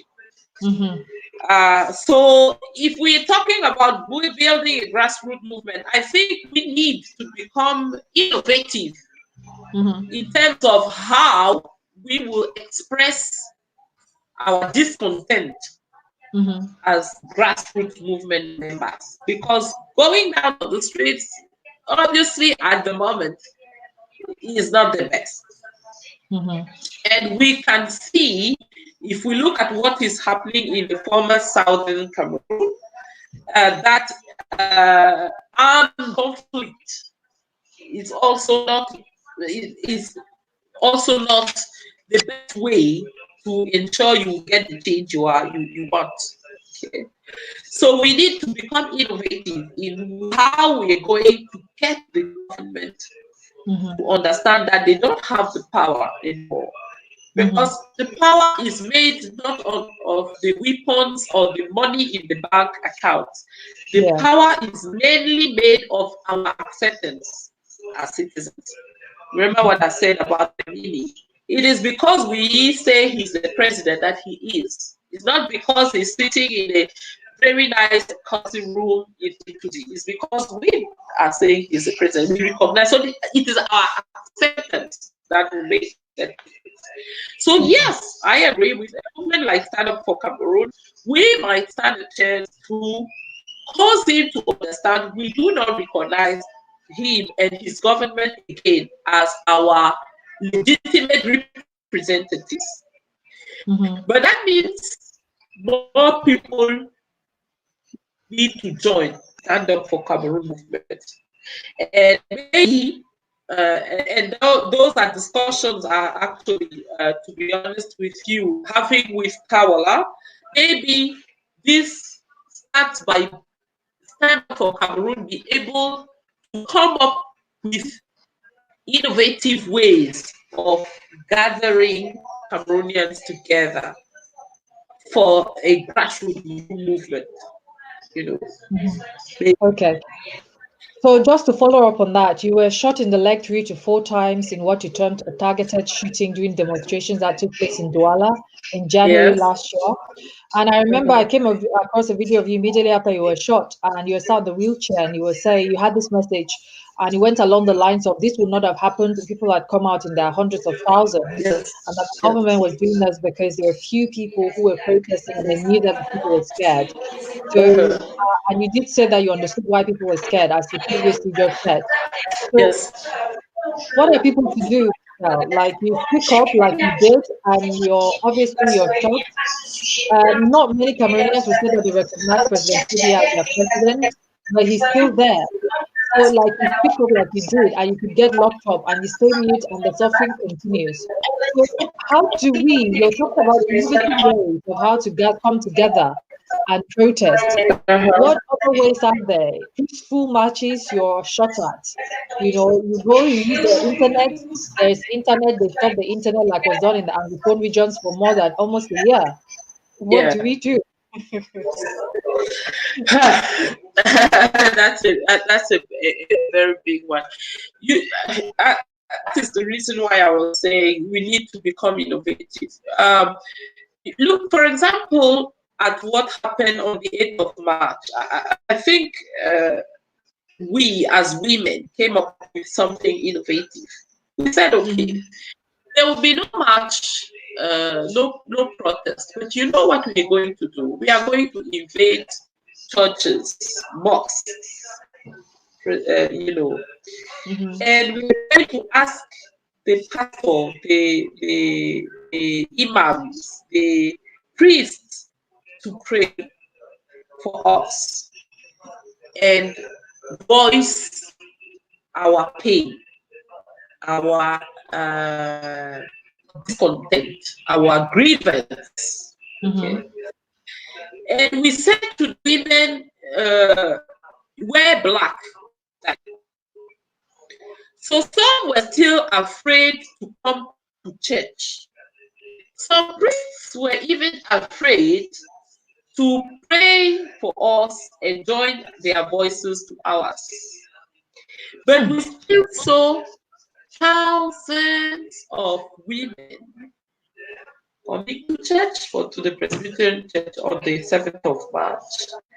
Coming to the hundreds of thousands, one more than 1,000, coming to the mosques on Friday, the 6th of March, and hundreds coming to the cathedral on the 8th of March. We saw women did not come to us, but it was days after that we saw how many women decided to get back just to go out in the streets that day, just walking around wearing black. Women even from CRM, even though I was part of the initiative, Mothers of the Nation, as Michelle Ndoki, not it was not the CRM, but women in CRM joined the initiative. The Vice President, Tyrian Noah, decided to support that initiative and to say to the women, you know what, we are going to wear black on the 8th of March today. And actually, at least, even if it's not millions of women who wore black that day, at least we saw that hundreds of thousands of them refused, one, to wear the official material, two, to go out and party. This is an innovative way of express a grievance, saying, okay, we are not going out to march in the street, but you cannot force us to take part in festivities because we don't want to celebrate, we want to mourn. You know, so this one is something that we can think of replicating.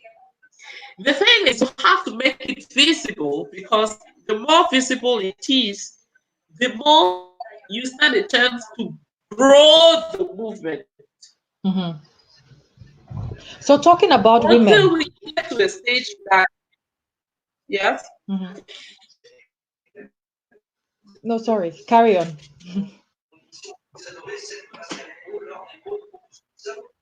Yeah. So until we get to a stage that where we know we are millions, and Mm-hmm. if we are millions, even if we go down in the street, nobody can do anything about it.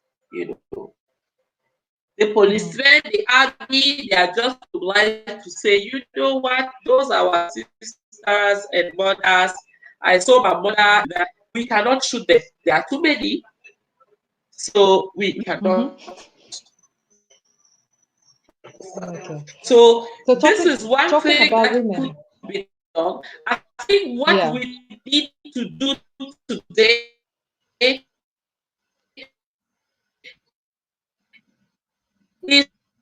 to get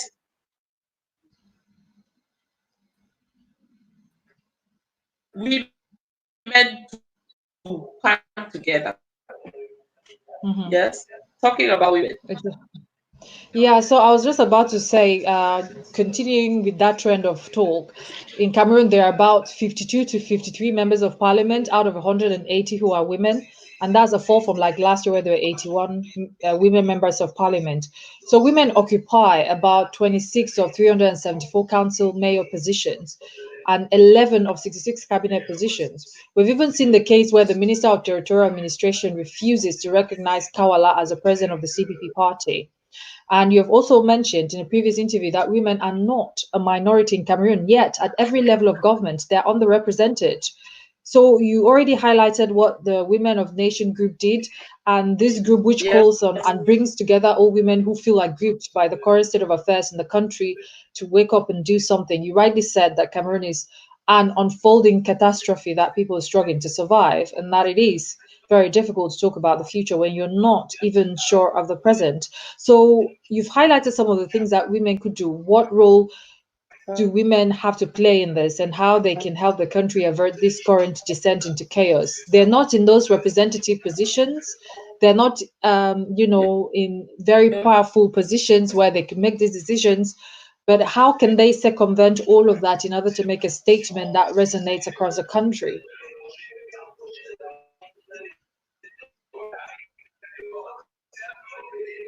Uh-huh.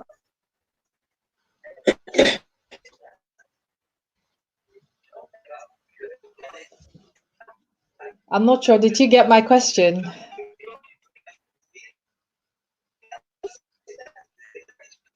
Hello? Hello?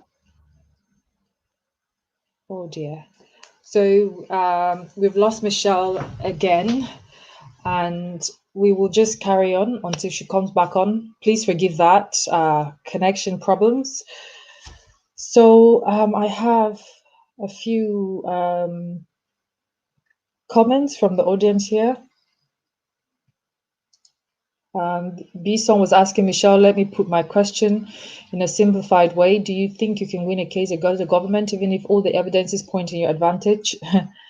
That's quite dicey one, Bison.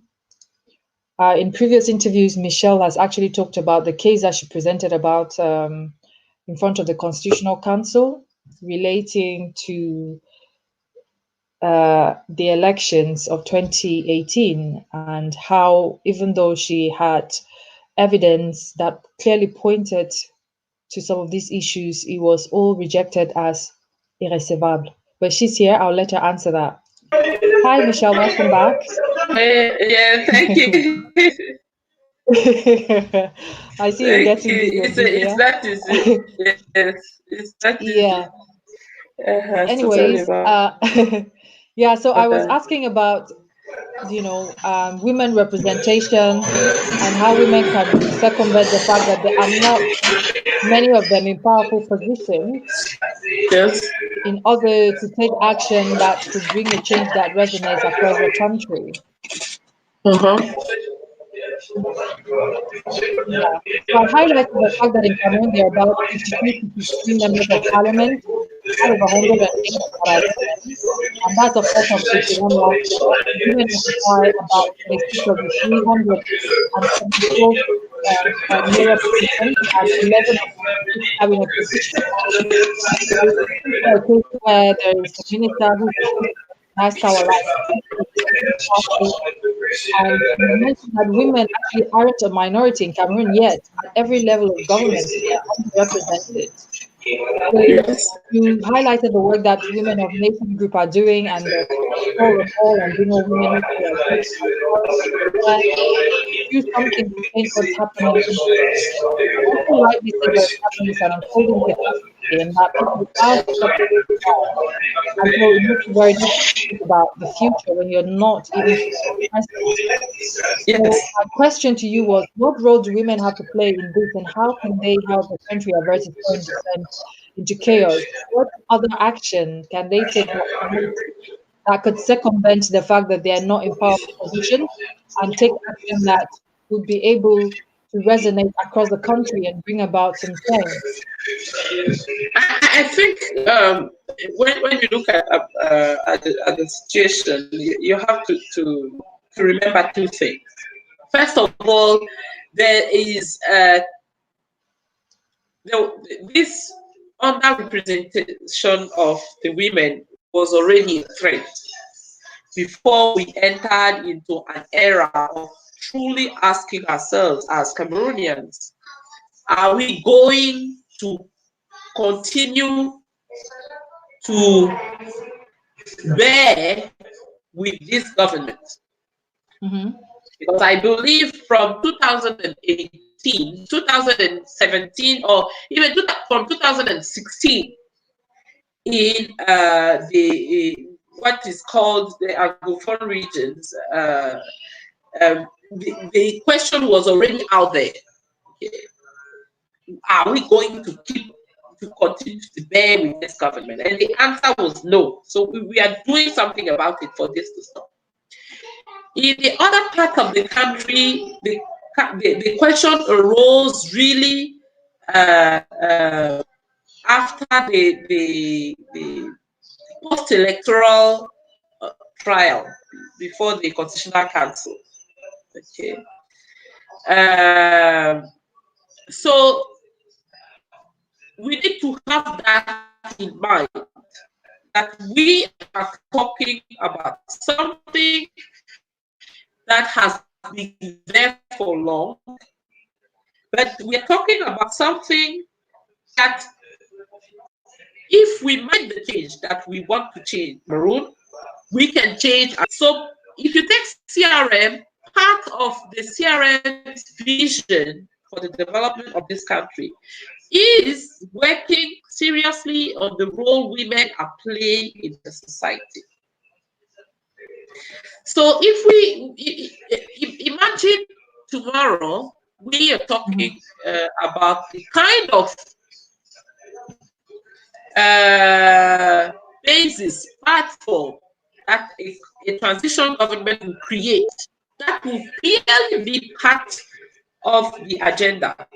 Make sure that we have at least 40%, 50% women in whatever government you want to come up with. Okay. If you look, for example, at Rwanda, the war create an environment, a break in the trend that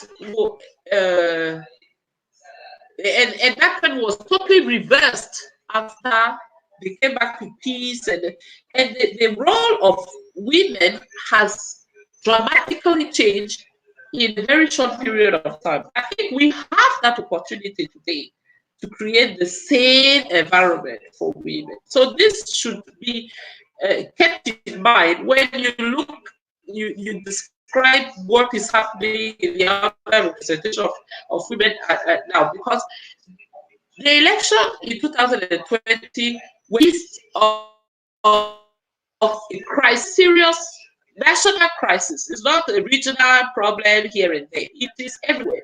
And you know, women in that kind of environment tend to refrain from participating because we know more than others that this was a scam and that we would be more reluctant than some men to participate in that fast.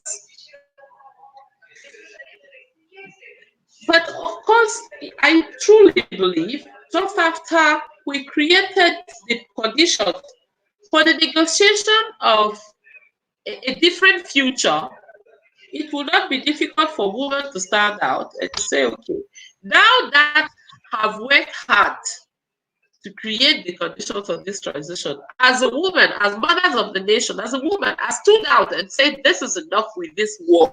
This is enough killings. We want this back. You sit down and talk. Once we've decided that, of course, we are not going to go back to our homes, kitchens, or I don't know where we were coming from. We will sit down and also and say, we want to be part of this conversation because, hey, you know what? When we leave it to you men to decide on our common destiny, actually, sometimes you do just, you act without common sense. So we are not going to leave it to you again to decide on our common fate. We will be sitting there and we will watch while you are talking. And actually, we will talk as well. We will give our own opinion. So I think this is a change that could be very quick or fast. If we seize the opportunity of this transition that is about to happen, and I'm convinced it is about to happen in Cameroon. Yes. Okay. So just going back quickly to your arrest in February last year, Yes. and you were locked up at Kondengui after a week of interrogation with Groupement Spécial d'Opération. So you Yes. recounted your experience in Kondengui prison in terms of how little food, the literal nutrition there was, limited space of movement, and the curious case of the woman from Chad who is locked up for supposedly selling food to Boko Haram. So, Yes. first of all, how did you feel about Kondengui? Should human beings really live there? I have to say that in the principal prison of Yaoundé, because you have the central prison Mm-hmm. of Yaoundé Kodegi, and you have the principal prison of Yaoundé.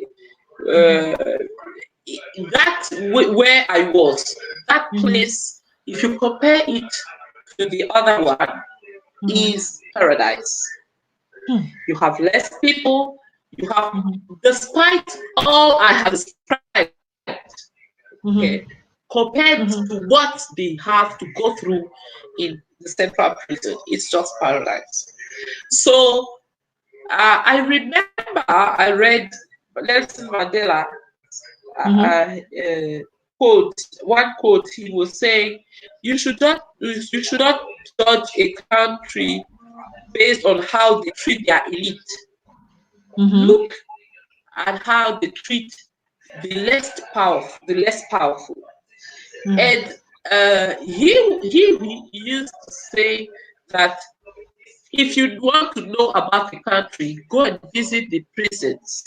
That will tell Mm-hmm. you what kind of people are ruling that country. I truly believe what we see in our prisons Mm-hmm. doesn't tell a nice story about who we are. And Mm-hmm. if we don't think this is who we are, then Mm-hmm. something must be done urgently. I have that personal commitment to myself and my fellow citizens Mm-hmm. to work on that. The judiciary system, including these facilities, we will Mm-hmm. make it something we can be not proud, We but can at survive least in. Mm-hmm. not ashamed of, Mm-hmm. because Okay. this So you is a shame. It is a shame what we see here. We look at ourselves and we think about how high we hold ourselves. This is a mm-hmm. shame. Wow. So you talked about learning to cook at a three-stone fireside using firewood in prison, and you Yes, formed a sisterhood bond with the ladies that you met there. So how did yes, you ladies live on a day-to-day basis? Like you talked about, if you have no one to visit you, then you literally have no food because you can be given like 2 cups of rice for a whole week yes, and uncooked at yes. that. So how did you ladies live on a day-to-day Uh, basis? it's a really you go about, you take one day at a time. You really take one day at a time, Hmm. because we tried as women, that is, we tried even to come up with activities that will Mm-hmm. give us a small income, and I count myself in. It's not easy because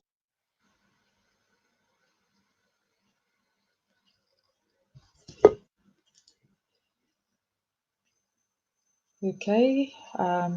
Some but technical issues still. without couple, Okay.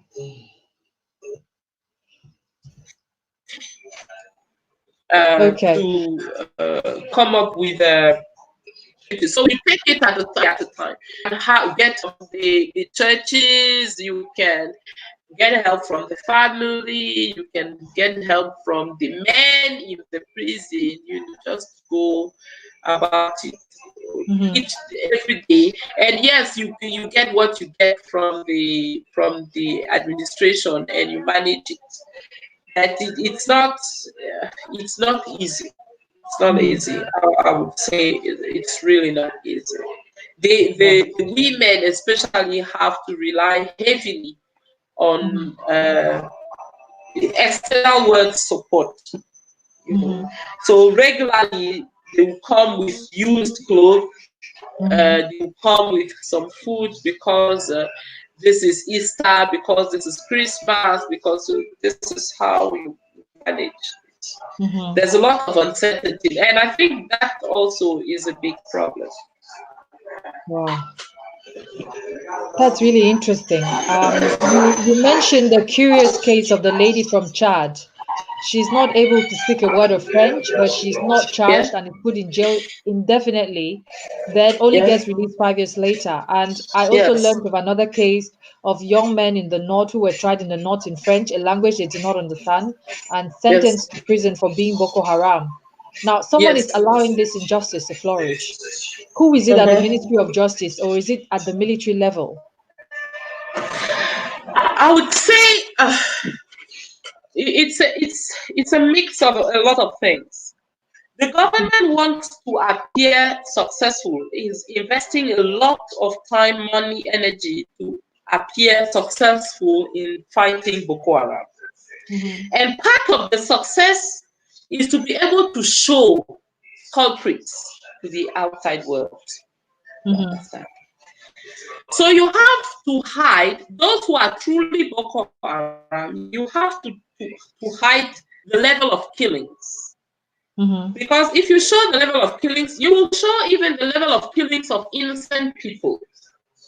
So you need to show people who are alive and caught and sent to prison. It is not to say that everyone who is in prison is not a member of the Boko Haram fighter. That's not the thing. But I think the figures, the reality, it's not the reality that is being told.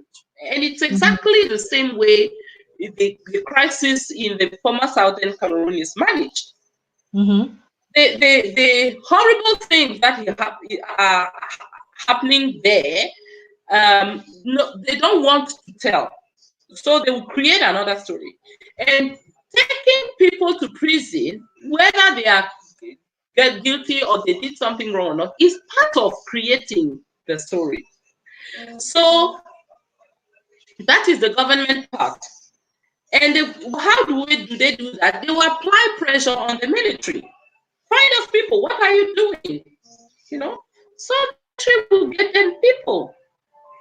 You know, and fighting Boko Haram can be dangerous. So as a human being, if you have not completed your training as a military, which is happening also, because as people die on the front, and less people want to become military people, and you have a crisis, or you're coming from a basis of less than 30,000 overall, okay? And you have to split it between East region with Seleka and the like, far north region with Boko Haram, and northwest and southwest with the crisis or the armed conflict. And then you have to keep some of them in Yaoundé to protect the central government. So of course, you don't have enough to cope with the various crises that are, So the military also will be put under pressure to show results. And they will tend to avoid going to really dangerous places. They will tend to avoid real conflict because they might not have enough means to face the enemy. But because they have to show results, they will go where they can find some people that could be labeled Boko Haram fighter, take them, and that is the reason why, even though there's a military court up there, they will take them to Yaoundé. Because in Yaoundé, because you don't understand the language, yes, a lot of the women that were arrested, they learned French. They learned, even if they learned French before even learning English, they learned French because they ended up in jail in Yaoundé. And they have to communicate. You're there for since 1 year. How do you manage if you don't communicate? So you learn French. You Certainly. understand? Yeah. So some of them end up being there. You don't understand the language. So if you are taken to court and the judge himself, he sees somebody coming there, the file is empty because nobody bothers. What would you want to put in the file? People Mm-hmm. are not investigating. Those are military. So the military take a group of people, they throw it in a cell. The gendarmes are there with people in the cell. They're supposed to be wrong somewhere, somehow, but they don't know where they are coming from. And because of the number, they cannot conduct proper investigation.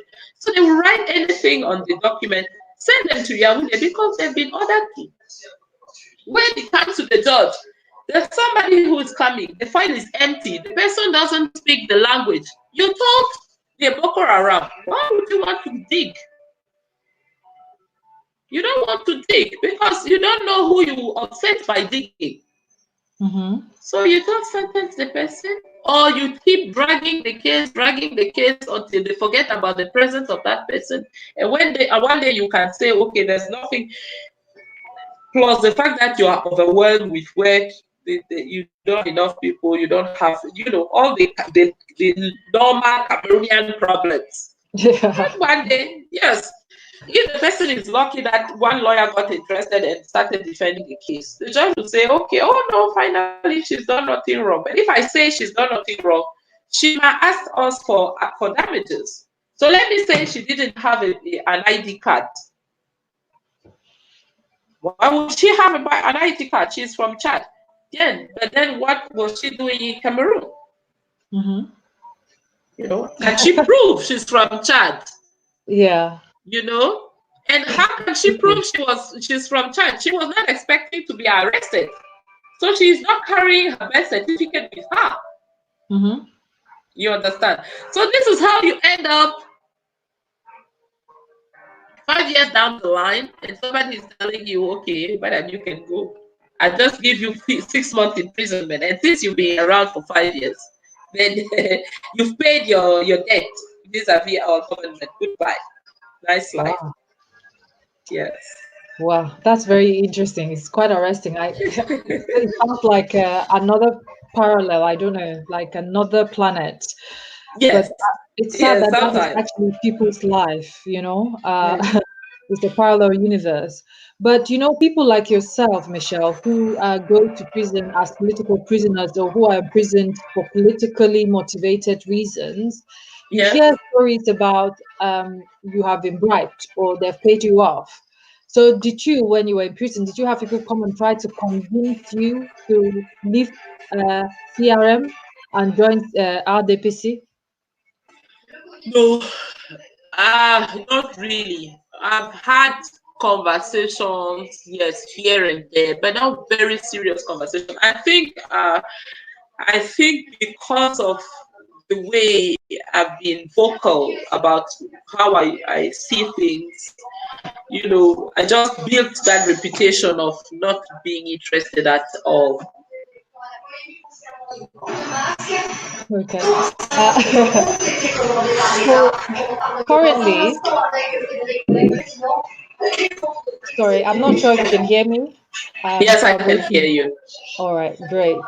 So, given all that you've been through, what advice do you have for young Cameroonians trying to embark on the same political humanitarian activism path as yourself? Let the person be fast, because I'm not sure I'm going to be keeping it together for very long. It's quite lonely in here. So please, people, hurry, we need you. So, on a more serious note, I would tell the people what I said to my comrades not too long ago. If you've not experienced prison and dissolution, then you've not been in politics. The more important thing is not that it happens, it's how you manage it, how you will be able to always remember what attracted you into politics in the first place. If you remain true to that ambition, then you can take on everything and anything. You because you will remain true to yourself and true to your ambition and your vision. Mm-hmm. I got into politics because I said one day I will not leave this country, in this earth. When I leave this earth, I will not leave the country in the state where I found it when I was born. And that's Mm-hmm. not the country that I will hand over to my children. That is not. That is the vision. And Mm-hmm. because I am seeing the country being transformed according to that vision, Mm-hmm. it's not finished yet. But because of that, I can take on everything and anything really. Mm-hmm. So that, don't worry. If you're true to yourself and true to that vision, you are going to be fine. Mm-hmm. So thank you for those wise words to young Cameroonians out there who want to engage on this part of activism. And so we're almost towards the end here, Michelle, and we have what we call a rapid fire question round. So you are not supposed to think too much about the questions, you just give me the responses as quickly as possible. Are you ready? Sorry? I'm saying that we're almost towards the end of the show, so we have what we call the famous rapid fire questions round. So you're given Okay. two choices, and you don't have to think too much about them, and you just deliver your responses very spontaneously. Are you ready? I'm ready, yes. Uh-huh. Okay, so CPP or CRM, CRM. Kawala or Maître Alice Nkoma, Kawala. Federation or decentralization, Federation. transitional government or new elections not overseen by electors, Transition. Paul Biya or Muammar Gaddafi. Muammar Gaddafi. Okay, so Ndole or Eru, Eru. Limbe I've or had Paris, enough of Dole. Oh, Limbe or what? Limbe or Paris. Oh, Limbe, by all means. Travel by train to Gara or use a flight by Cameco. Train. Okay, marvelous. So that's the end of the rapid round questions, and I'm just Thank wondering if you you so have much. changed your answers. Were you given more time to think about them? Change my. Would you have changed your answers if you had more time to think No, about them? no, no, no, no. Actually, it's not because you just asked the question that I just started thinking about it. Those are issues that have been in my mind. So I had the opportunity to think about. No, but seriously, I don't think I would have changed my no. Okay, so thank you so very much, Maître Michelle Ndoki, for joining us. We know Thank you're very you. busy, and you took time out of your schedule to spend more than 2 hours with us, despite the internet connectivity issues. So Yes. we are very grateful for that, and we appreciate your time and contributions immensely. So Thank keep up you. the great work, and we're out Thank here. you. We're Thank you. supporting you, and we look up to you, and we're learning from you. So we hope we can also do better in our own different corners around for Cameroon, for a better Cameroon tomorrow. And Thank you. so Thank you. back to your audience. Thank you for tuning in. We're grateful Thank to you. both of you who sent in questions and those who contributed to the discussions with comments. Please continue the discussions in the comment sections below, and we'll keep on talking. And if you've got any further things to discuss relating around some of the issues that we discussed, yeah, let's carry that on in the comment section. And so we've actually come to the end of this show. Enjoy the rest of your weekend, and until next time, have a great weekend. Goodbye.